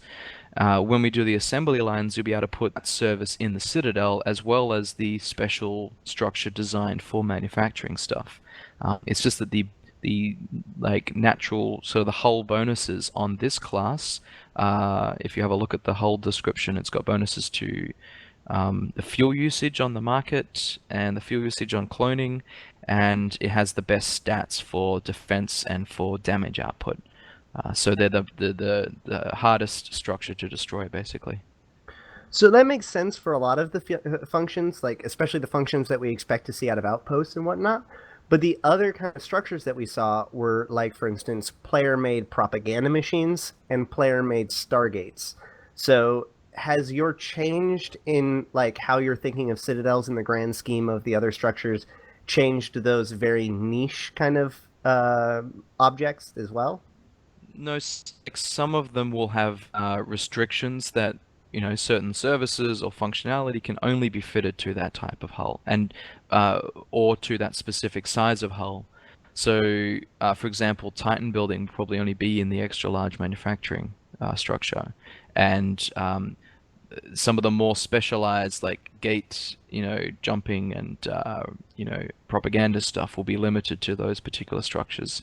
But if you then also want to put a market in it, you can do that, but it will cost you more fuel, and it's like fitting mining lasers on a rock. It can be done, but there's better ships for it. Oh, that's great. Thanks so much for staying up so late. I know it's really late over there. Yeah, no problem. It was really great to talk to you guys. Well, as you can see, like, there's 1,000 little questions because this is going to be such a big change for people. Even though it's going to be familiar, all the little ways that this can go right or wrong for people's situations there's potential for a lot of upheaval. Yeah, absolutely. And if you have more questions, then definitely jump on the Tweet Fleet Slack. If I'm not there, there's a lot of guys in that channel who we've been chatting to a lot, and they are pretty up to date with sort of the latest version of the mechanics. So they're quite quick to respond to questions if you really have a specific question. And definitely jump on Singularity, because what we've got there now, particularly all the stats, is like pretty close to being done. So give us your feedback, or go and explore from there and figure out. You can sort of decipher how it all works from CC. Awesome. All right, thanks a lot. We're all looking forward to it. So we're going to take a quick break. I have a little intermission. We're going to go ahead and play the Amarr docking scene this time, and we'll be back in about 4 minutes. And we'll finish up talking about EVE and what's going on inside the game. Thanks again, Nullarbor. Thank you.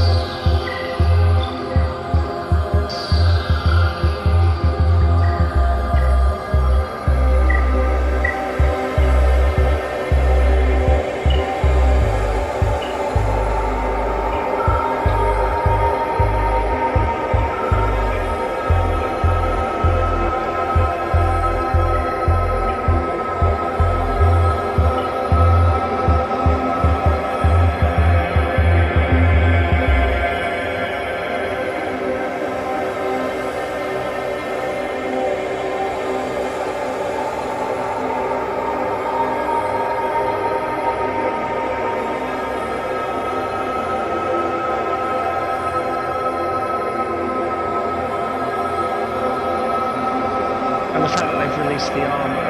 Here we go, here we go. I blew that one. Why am I not surprised? Welcome back. Thanks for sticking with us into this late hour. We are here talking about the rest of what's going on, because there's a ton going on out there. I think, Dirk, I'll kick it to you because you had something you wanted to talk about first, right? Well, I just wanted to bring up the topic of the daily opportunities dev note that came out today. Oh my gosh. And probably before we go into answering it, I should just bring it up in case people out there haven't heard it, although I hope I don't digitize by talking too long. But apparently they are proposing a daily type thing that you can do that will earn you 10,000 skill points for having done that every day by simply killing one NPC. So 50 days basically equals an injector. Well, I think if you do it every day through the course of the year, it comes out to something like, I don't know, 3.3 million skill points or something like that. I'm sorry, no, 3.982. So that's that's a grind, kind of, isn't it? Well, it's not much of a grind if you have to kill one rat a day. I mean, that's right. True. It's basically a daily login reward with one extra step. Yeah, I was gonna say you can almost do that by accident. But now that obsessive compulsive part of me, is on vacation in Argentina, and I'm dialing my nephew saying, "Please log in for me and kill some." Yeah, I mean that's what I had in Dust when I used to play that. It's like I used to just turn on the PlayStation so I could get my Aurum reward and my ISK reward and my skill point reward. That was it. I didn't actually log into it to play the game or anything. I just turned it on and got the rewards. But those daily numbers are going to spike for EVE, right? Yeah. Well, yeah. Well, for 5-minute portions. Here's the thing. Let's just take this in stages, if we could. Ash, is there you're anybody here who is completely against the idea of dailies, as opposed to maybe just the details that they proposed? Not entirely. I mean, it rewards people that are consistent in playing, and it's even across the whole game. So I mean, it's not like it's favoring any individuals over others. I mean, aside from people that just can't log in every day, even for a few minutes. I would probably take a little bit of spin on that, in that I would prefer rewards for actually people being out in space for a length of time, because ships being undocked create content for someone somewhere, and I'd rather people be out there for a period of time rather than just undock, fly to a bell, shoot something, dock back up again. Right. Yeah, I agree. I wasn't saying that I think it's fine the way they have it. I was just saying I'm not opposed to the idea of dailies in general, but yeah, you're right. It should be a little more than, because it just seems that why not just have it just log in, log out, because it's almost what you're doing right there. Ash? My biggest problem with this, the seed of it, is the fact that this is so dramatically different than what was proposed to us at EVE Vegas. And the system that was proposed at EVE Vegas sounded complex and interesting and had a lot of potential. And this solution feels like, I know people want to say free to play or all that stuff, but I'm not trying to use that buzzword, but it feels like something that would come out of a free to play company, right? It just sounds like a very badly designed or just not designed idea. It's just like, I don't know, go out and shoot something and we'll give you I don't know, people like SP. Like, if I had not have heard what the original tribute system was designed to look like, I would not be so confused by what I see now. Well, what the initial ideas were on it seemed a little more substantial than what would ostensibly be shoot a frigate, get 10,000 SP. Right. So let me kind of clarify, because I've been watching this for a long time, because I was actually a strong supporter of the tribute system when it was originally announced. So basically, the concept behind this tribute system is that Concord has acknowledged the fact that they don't have control anymore, and so they want to begin to reward Capsuleers for doing basic work. And so the idea is that Concord was going to offer some sort of alternative reward for the first dungeon completion timer that you complete during the day. There's going to be 4 tiers to it based on the difficulty of the thing. So if you do like a level 1 mission, it'll be a tier 1. If you do a level 4 mission, it'll be a tier 4. If you do like a nullsec exploration site, that might be a tier 3, might be a tier 4, depending on how it all susses out. Whatever. But either way, they said that bottom line, the reward was going to be basically the equivalent of doing 1 additional site. So if you do your first level 4 was worth approximately twice as much as a normal level 4. And she suggested that, or, it was suggested that this would be, potentially some side reward for, from Concord, although not like a direct reward. So like either like LP, or I thought it was going to like have other rewards like the battle suit. There's one of the battle suits, like there's the SOE battle suit that we've seen, but there's actually 4 different battle suits that have been found, or 5, and one of them has the Concord logo on it. And as soon as I saw that, I thought okay, well that's going to be one of the tribute rewards. And so they had this really well fleshed out system. And so to compare that versus what you see now is very disheartening.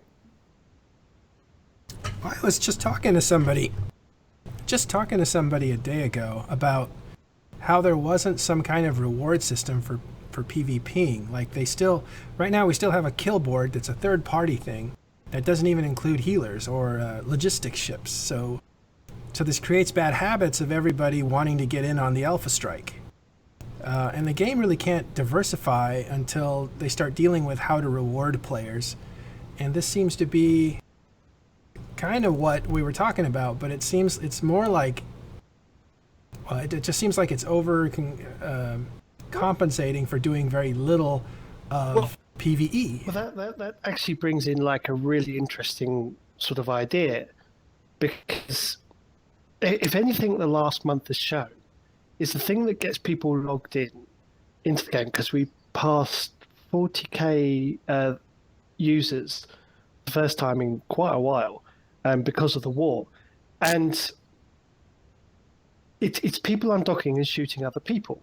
And we know that we can track the stats of logistics, and we can track the stats of how it shoot, because you can log into those websites that give you all your yearly stats. So why isn't that part of the tribute system? Well, to be fair, like when this was first being discussed, it was important that they wanted to, and this is what's blows my mind, because it was like, oh, they wanted to make sure that you're actually out and doing something and not just able to game something.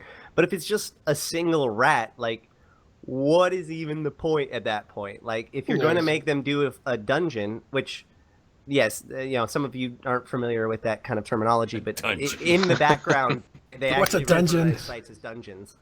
Well, no, they like actually like in the design of it, they refer to them as dungeons and rooms and whatnot. But either way, the first site that you complete for the day, if you have to go out and actually do something, then you're actually out there being content for somebody. But if it's just I undock in like a destroyer and go shoot a belt rat and then go home, like you haven't done anyone any good at all. Well, what if the first step to getting involved is just breaking that undocking, moment? Once you're out there, you kill something, you're like, oh, okay, I can hang out a little bit longer. I would love to see the data that shows that the primary problem is that people are playing EVE, but then not undocking. Like, I think that you can solve that puzzle in a much more creative and interesting way. And mind you, I'm not saying that SP is a bad reward. I think it's a great reward. Absolutely. I think that it should be like, okay, if you do it for a week straight, then there's like an SP reward at the end of that. Like the first couple of days might be ISK, maybe even a little bit of Aurum, maybe a little bit of LP, like just mix it up. Have a complex, robust system. Don't just have, go out, shoot one guy, collect bacon, go home, and you have to do that. Because here's the problem. When you calculate SP like that, it isn't about how much you get. It's now a percentage of your possible SP gain is now attached to whether or not you are willing to log in daily to shoot one rat and then stop.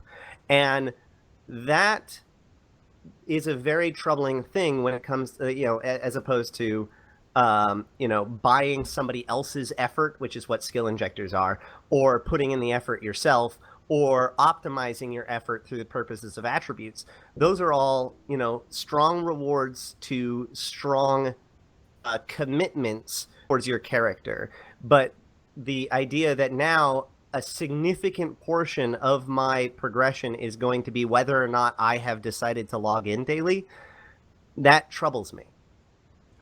I have no problem with the use of skill points in this. I think that we've already kind of crossed the Rubicon in terms of what we think of skill points at this point. I'm just looking at it. Just seemed for 10,000 skill points, which is somewhere between I think 3.5 and 7 hours, worth of train time. I just feel like maybe you need to shoot more than just one of anything. Yeah, it needs to be, and you guys were already saying it needs to be across the board, so it's not just only for PvPers or only radders. It's finish a mission if you're a mission runner, kill a ship or attack a ship if you're a PvP, or have something with mining, have something with industry like production. Yeah, say why not make more content, more fun, more engaging. But it needs to have some. Them to, Yeah, it needs to be some kind of effort to where you are actually, doing something as opposed to just, spending a 1 minute long detour, and then you just log back out and go back to what you're doing somewhere else. Additionally, people are bringing up that this is optional, and there's a problem with that argument, which is that we have proven, and by we I mean people who study the game universe, or the way that MMOs work, is that if you make an option to increase progression, people will see it as a requirement, right? Especially if that option is based on just additional work. We saw this quite a bit in World of Warcraft, and what ended up happening was, because you could run the raids 2 to 4 times a week, people were feeling that they were forced to run those raids 2 to 4 times a week in order to maintain pace with their colleagues, and thus the raid was basically burning out to those players to like huge amounts of times quicker, because they were forcing themselves to do this thing that ended up burning them out. So, just saying, oh, it's optional, it is, but you're basically saying, well, do you want to suck or not? And I think that if you tie it that clearly, it becomes a little bit too strong of that psychological, force. Hey, Dreydan, can you whisper, because for some reason or another I cannot, can you whisper to Jayne out there the TeamSpeak details, because if he's got some answers that he can maybe give. Yeah, and I've done a lot of ranting, so I'm going to actually not rant for a little while and let other people rant. All right. DomanarK, I see you wrestling with the natives in chat. Are there any comments in there about this stuff? No, the natives I'm wrestling with in chat are my idiot kids. Anyway, so this just came out today. At first, I saw some mentions of it out there, and I kind of had a general idea of what I thought it was. It wasn't until later that I went and actually read a little bit of details that are out there, and I went, really? For that? Come on. Yeah. Well, while we wait for him to come in, actually, I want to continue and actually move away from this topic. We'll come back to it, and we're going to talk about war. There he is. Well, that was quick. Actually, we have Jayne in here. Jayne, is it Pidlin? Fillion. That? Can you guys hear me okay? Yep. Yeah, welcome to the show. Perfect. Hold on, Jayne. Jayne is a CSM member, and I just want to give us information on what we were just talking about. Yeah, well, I just tuned in at the end here, so I don't know how thorough the discussion has been, but so this is a discussion about the whole Dailies mission thing. They do it in Dust, and they've been talking about it for a while, and it came up, the largest discussion we had at it was at the summit this past February. So it was Team Astrosparkle, was this team specifically working on it, as well as CCP Rise, since, you know that he saw or he made the initial post announcing this. Now, the things that this should be framed in is that this is not a final product. This is very much a test to see what it does. Because as you guys know, when they removed the 24-hour or 1 skill or 24-hour skill queue, you could set these huge long trains, like 300 days, I don't know what the max is. It's like 50 skills, and however long those skills are. So by removing that requirement, there was no real reason for an individual to log into the game, and they suspected that this caused, some people to just stop logging into the game at all, stop playing, stop logging in and interacting with the environment or with the other people in the game. So this is one of the goals, is to increase the amount of people logging in on a daily basis. Now, again, you were speaking, I caught it, that right now, skill points is only focused for, I think it's killing one rat is this initial version. And this is, again, just for the test phase. Once they actually release the full, or at least what they're planning to, based on the results of this test, which is very much a test, not a released product, and once they do that, they definitely include it in things like completing missions, mining, but just killing a single NPC is a very simple task that for the initial iteration of this design is quite easily implemented so that they did not have to build an entire complicated structure. I think you were also talking about weekly build-ups. This is another thing that was discussed and that they want to look into doing, but for a very simple test on the live server to see if it has any effects on ECU or player engagement, this is what they've gone with. So my question is, what happened from Vegas? Because you were at Vegas too. I know you were, right? So, I mean, I don't know if you heard what the original proposal was, but that's a big question. Say again? That's a big question for Jayne. I saw him all over the place in Vegas. Yeah, exactly. might want to narrow that down. I was gonna say I don't remember the evenings in Vegas, but I can tell you most. What happened in Vegas stays in Vegas. This panel was specifically during the day, but no, we talked about, we were introduced to the tribute system then, and it was a much more robust system, and it involved Concord and all this other stuff. So I guess I was just like, is there a reason why have they run into problems, and so they've had to strip it down to its basic component, or do you have any idea what's going on? There's this thing that everything takes more time, more developer hours than we expect. We laugh that it takes them, how long to implement seemingly simple things. But look at the actual developer time that they have. They don't want to waste developer hours creating a robust tribute or reward system when they're working on things like making software. I think the fact that they've released an incomplete system for the purpose of A/B testing or getting players' feedback, I think this really shows that they do care about where they're investing their dev hours, and I think that more than anything has been the real motivator for them to do this experiment with very little meat to the tribute system on the initial release. We haven't really had serious discussions, at least in CSM CCP channels, outside of this most recent summit where it was brought up to us with Team Master Sparkle and CCP Rise. So is the current expectation to release it as it currently is, or are you're saying that this is early in testing and whatnot, and that there's all these other plans? Is this a very early thing and it will evolve before it hits Singularity or Tranquility, or is this something that's coming to Tranquility and then there's going to be another pass later? Well, this is one of the things that you can't really test this, because what they're not trying to test is, they don't care if it's a mechanically sound system.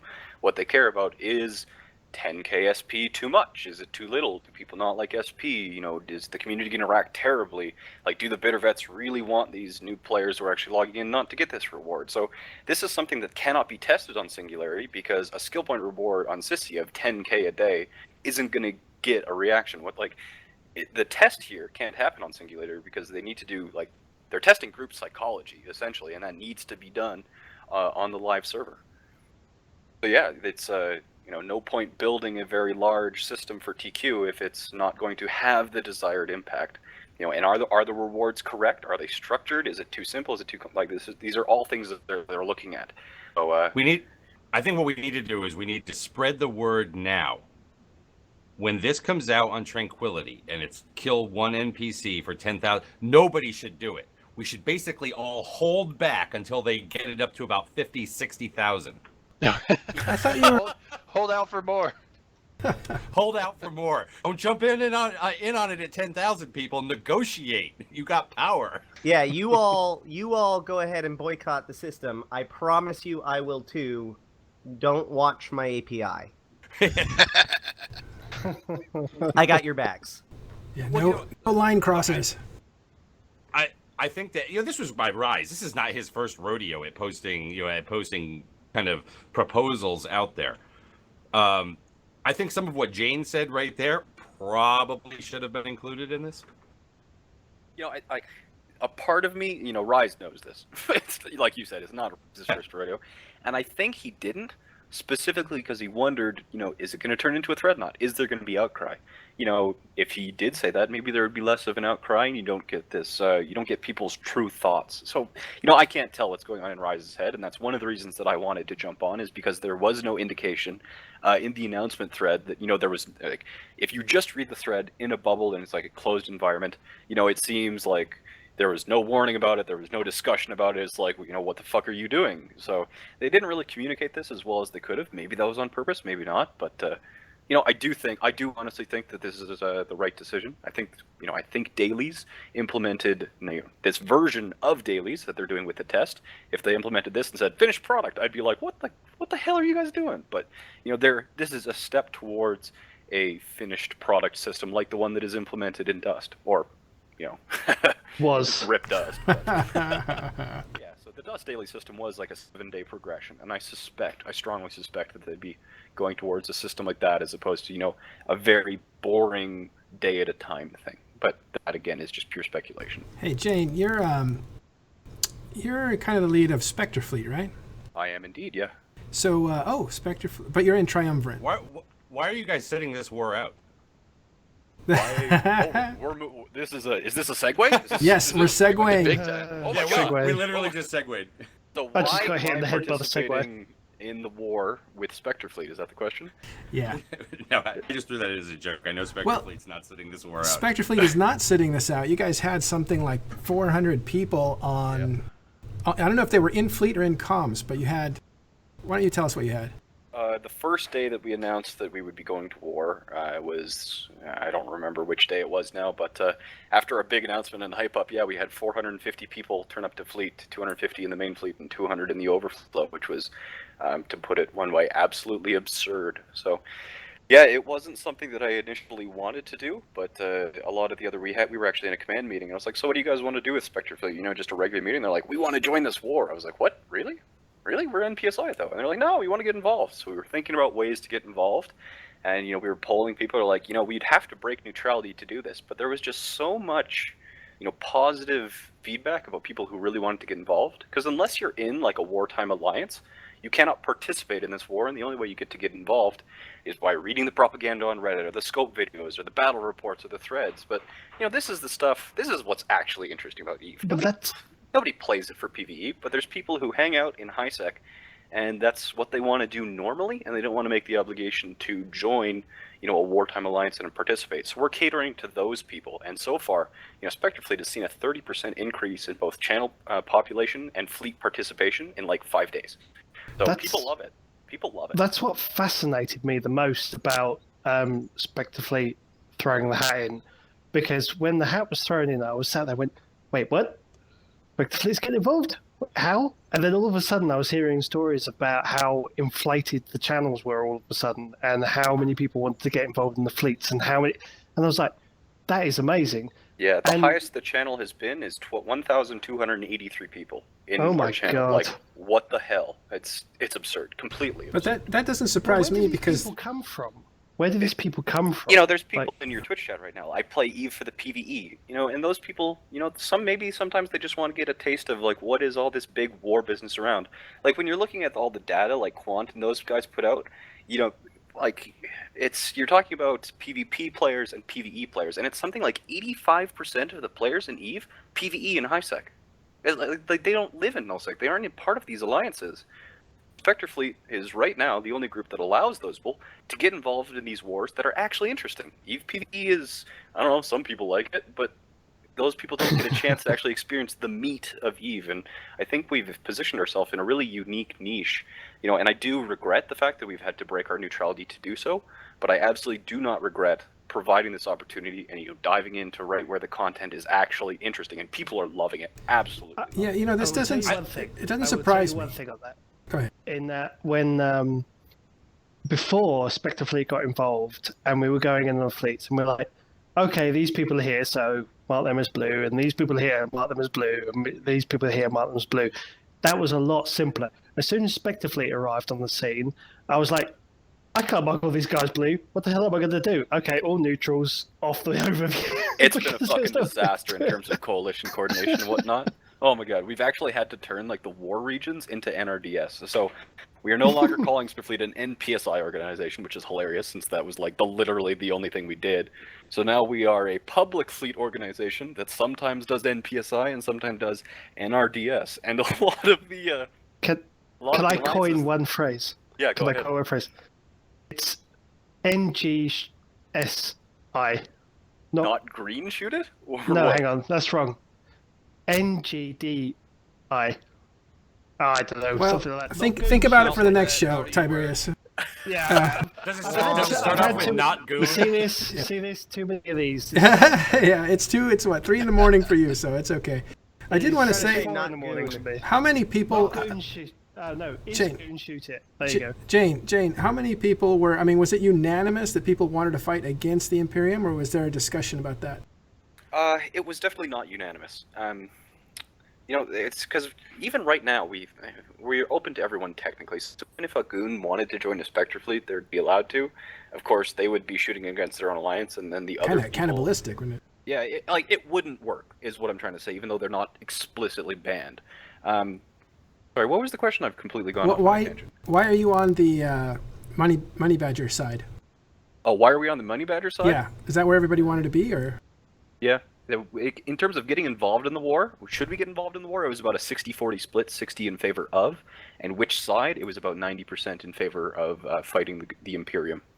Oh wow, that's pretty significant. Whoa. So of course those are straw polls, so they could easily be manipulated. But you know, we run a couple of them just in case somebody manipulates one. We assume they're not going to manipulate the other. So those statistics could be swung. But it was about 60-40 in favor of getting involved in the war, and that means like breaking Spectre Fleet's neutrality.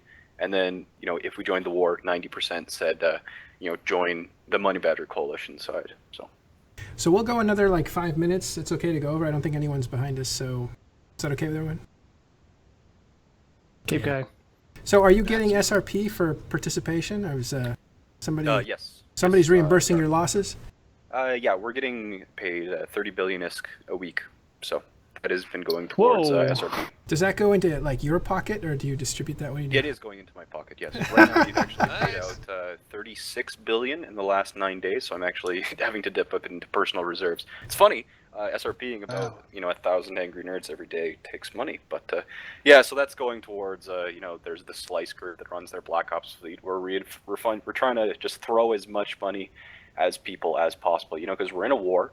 And getting involved, I think, is really important because these wars don't come around as often. You know, the last war was, what, 2013? So I think it's a really unique opportunity. And yes, we're receiving money, but I'm throwing it away as much as possible. It's just trying to get people involved and having fun. You weren't around the last time there was a war like this. This kind of organization. I was very, very new when the Fountain War was going on. But this organization type wasn't around.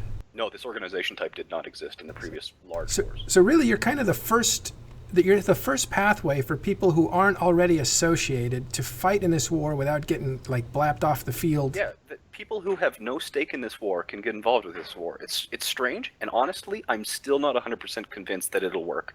Like, we're still in the phase where I'm trying to convince myself, was this worth the effort? Like, is it really truly going to work? Like Tiberius was saying, it's a fucking disaster when you get into these like 1,000-man fights, and I'm just screaming at people like, please don't shoot me. There's a shit ton of neutrals. They're all Spectre Fleet. And then of course I get people who are very inexperienced in PvP in my fleets, and they'll go out and like randomly aggress the people that I'm friendly to.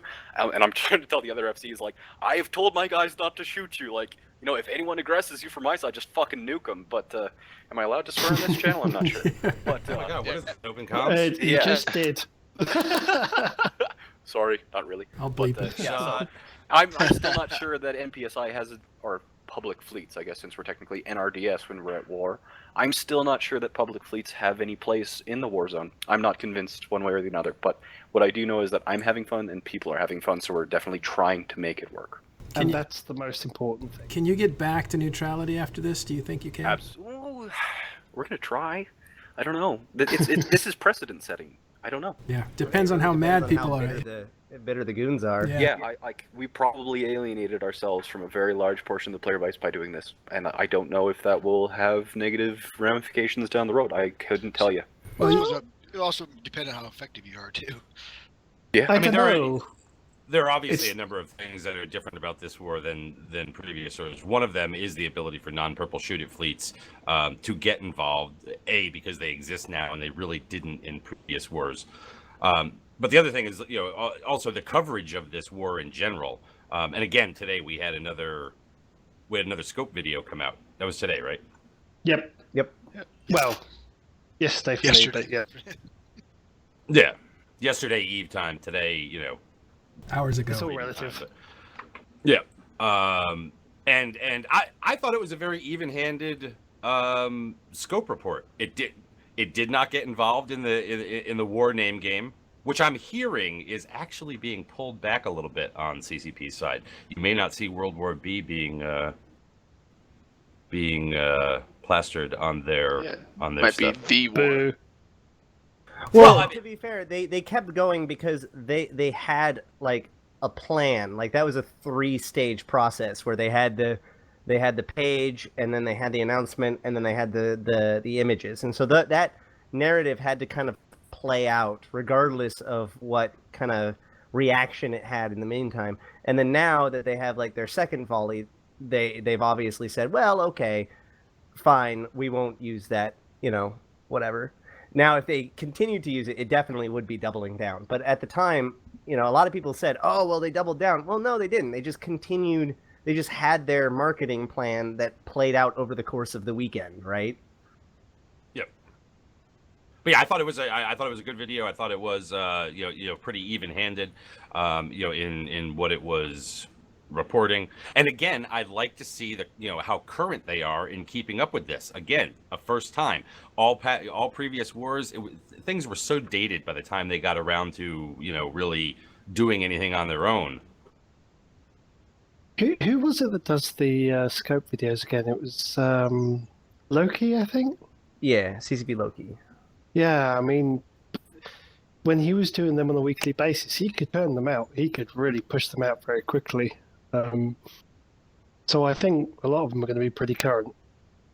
Well, I think that you end up seeing, like, having studied the scope videos for like the last year, you kind of see a pattern. You can tell the difference between kind of low effort videos, where most of it is just kind of in-game video that can be captured really, really quickly, and not that much fancy stuff. But what you're seeing here with like the custom graphics and things kind of, happening, and the painting of the Mittani and like all that's work. Like that is really high quality production. But that just reflects, I think, the enthusiasm of the player base as well, because not only were you it's the player base getting really energized by the fact that this big war's going on, the developers are like getting really energized by the fact this war's going on, because they're watching it and they're just watching this thing play out, and they can see it from the server, and it's just great. Yeah, I just love how it's engaged so many people on so many levels. Jayne, are you going to take Sov? Well, I have Sov with Triumvirate. It's not purple Sov? Spectre Alliance at one point, because there was a lot. This is again one of the ideas that came to me. I was like, we should do it. I was like, oh, I'm not going to swear. See, I caught myself that time. I'll bleep you, don't worry. They're like, we should do it, and we tried it. We made an alliance, made a corp, and then it fell apart. And so, lessons learned. We're never going to do a Spectre Fleet alliance again. Never going to, try and take Sov for NPSI. There's a lot of alliances, like Slice specifically.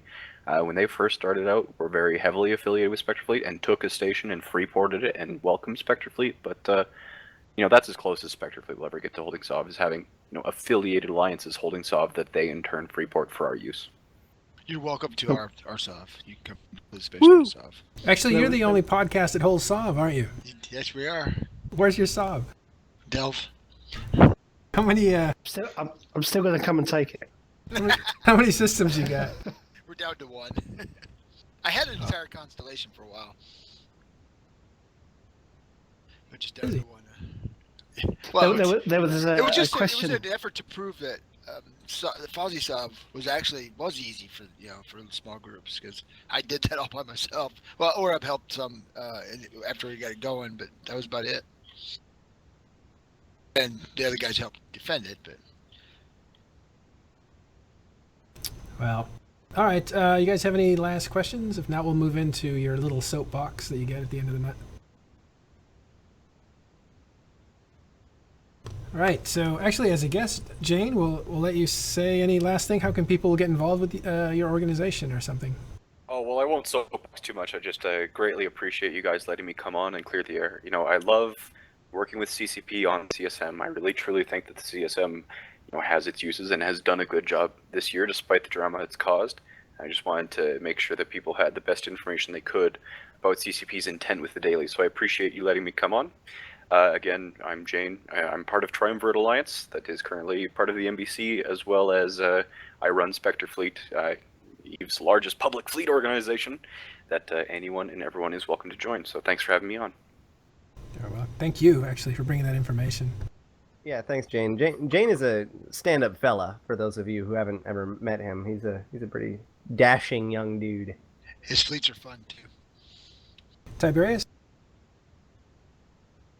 I got nothing. Like eight beers down the line and 2 cans of Red Bull, and I've got nothing. Wow, that's a lot of mixed messages for your body. I know. It doesn't know whether it wants to go to sleep or stay up or what. It's all confused to hell. Dreydan, you have anything you want to rant about?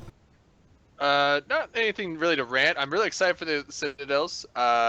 Can't wait to be involved in something that goes to shoot one. Even though I feel probably the first thing that'll happen is I'll be defending one. And other than that, I mean, are you guys getting beat up in Bastion? How's it feel? I don't know. It doesn't feel as much like Bastion fleets going out. When I go on fleets, it's just kind of overall CFC or Imperium fleets. So. Oh.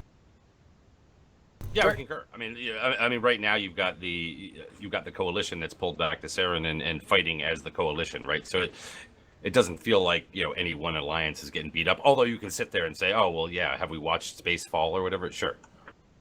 But right now it's all about either one for all. There won't. But no, I don't really have any. I don't have any shoutouts. I don't really do shoutouts. No, these aren't shoutouts. Shout out to all you listeners. I don't like shoutouts either. This is Dailies. soapbox. This is where you get to say I'm really mad about something. I would have said that during the show. You did, I know. Ash, you got any last words? Well, I mean, one of my major pet peeves right now was a topic earlier, so Audio I'm system. not gonna rant about the new tribute that we've seen again. But I will say that Dreaded is recruiting. I'm having a lot of fun, and let me think. I guess FanFest is coming up soon. We are on the hydrostatic side. Like I said before, we've now released a swarm of new content. If you guys are interested in the Valkyrie lore, for those of you who haven't been paying attention to all this war, there's a whole other game that was released. So we got the Valkyrie update that was put out, which basically breaks down the story of the Garistas and Iran, and the Valkyrie backstory. And we also just released a lore panel where we talked about Upwell and the Amar and all that stuff. And hopefully I will be recording with the very Grand Elizabeth or Liz, or I don't know what her name is or what name she usually goes by anymore, but she's a writer on the TMC, and she's really big into lore and Amar. And with the FanFest approaching, we're going to be working on a kind of a FanFest lore survival guide for the Amar tournament. So look for that soon. Oh, Elizabeth, you're talking about. Yeah. Live. Yeah. She writes some good stuff. DomanarK. Amazing stuff. Did I say your name right finally? Oh yeah. I got no rants. I love everything. So, I guess I'm in a position where I like seeing CCP being involved, making changes, and it seems like at least now that they're not afraid to change things when it's not going right. Because they're for a few years ago, it was they put something out, it's like, well, there you go, tough shit. And now at least they'll fix mistakes. I'm glad to see that happening. So probably 2 years too late, but whatever. Well, thanks a lot for joining us. And if you guys out there haven't caught Clueless Space Nerds, it's a great and very funny podcast. It's been around for a while. How many years now? 2? Hey, I did. Yeah, 3 it has years me now. in stitches, that Yeah, show. yeah. Every single time I watch it, I'm just in stitches. I listen to it, I'm in stitches. Well, yeah, we're not smart. Hey, Matt. I do have one shout out, and that is to you, because this week we got the sound right. Yeah. I think. I haven't seen anybody out there complaining about too high, too low, can't hear nobody for 40 minutes. It only took 2 hours of prep work. That's what we're doing Only every 2 show. hours. Only 2 hours. Yeah, I really want to apologize for blasting everybody's eardrums. And it didn't help that Scion was very quiet, so he would draw people in, and then I would just come in and destroy everybody's eardrums. Is how you sounded. Well, I have, if we're done, I have one last thing to say. I got one thing too. Sorry. Yeah, go ahead. You go I first. just want to say thanks for having me on. I did have a great time, so appreciate it. That's good. Thanks for bringing up some of the questions from the audience, too. That was great. I have one thing to say as well. Yeah, go ahead, Tiberius. I'd like to give a shout out to my friends in the Drone Walkers who managed to find Razor and camp them in the station with Procurers. I just found out this is breaking, it'll be out in public, but I'll just say it here, that my number one rider, Lemba, has left TMC for under some nefarious reasons, I guess. And I guess that'll be out there at some point. But it really sucks for TMC because he was a really prolific writer, and we're going to miss him. But that doesn't mean we're not going to have great coverage for the war. And we have other guys that have stepped up already and produced a lot of great material. In fact, all the war coverage has really been absent Lemba, who did a lot of battle reports for us in the preceding few months. So we're sorry to see him go and say la vie. So thanks everyone for sticking around this late. We really appreciate it. We'll hope to have a great show for you next week. We'll let you know who that is. We have a lot of different ideas on who it could be. And thanks to the panel. And yeah, it's time to go to sleep. Thanks, guys. Thank you. Good night. Thank you.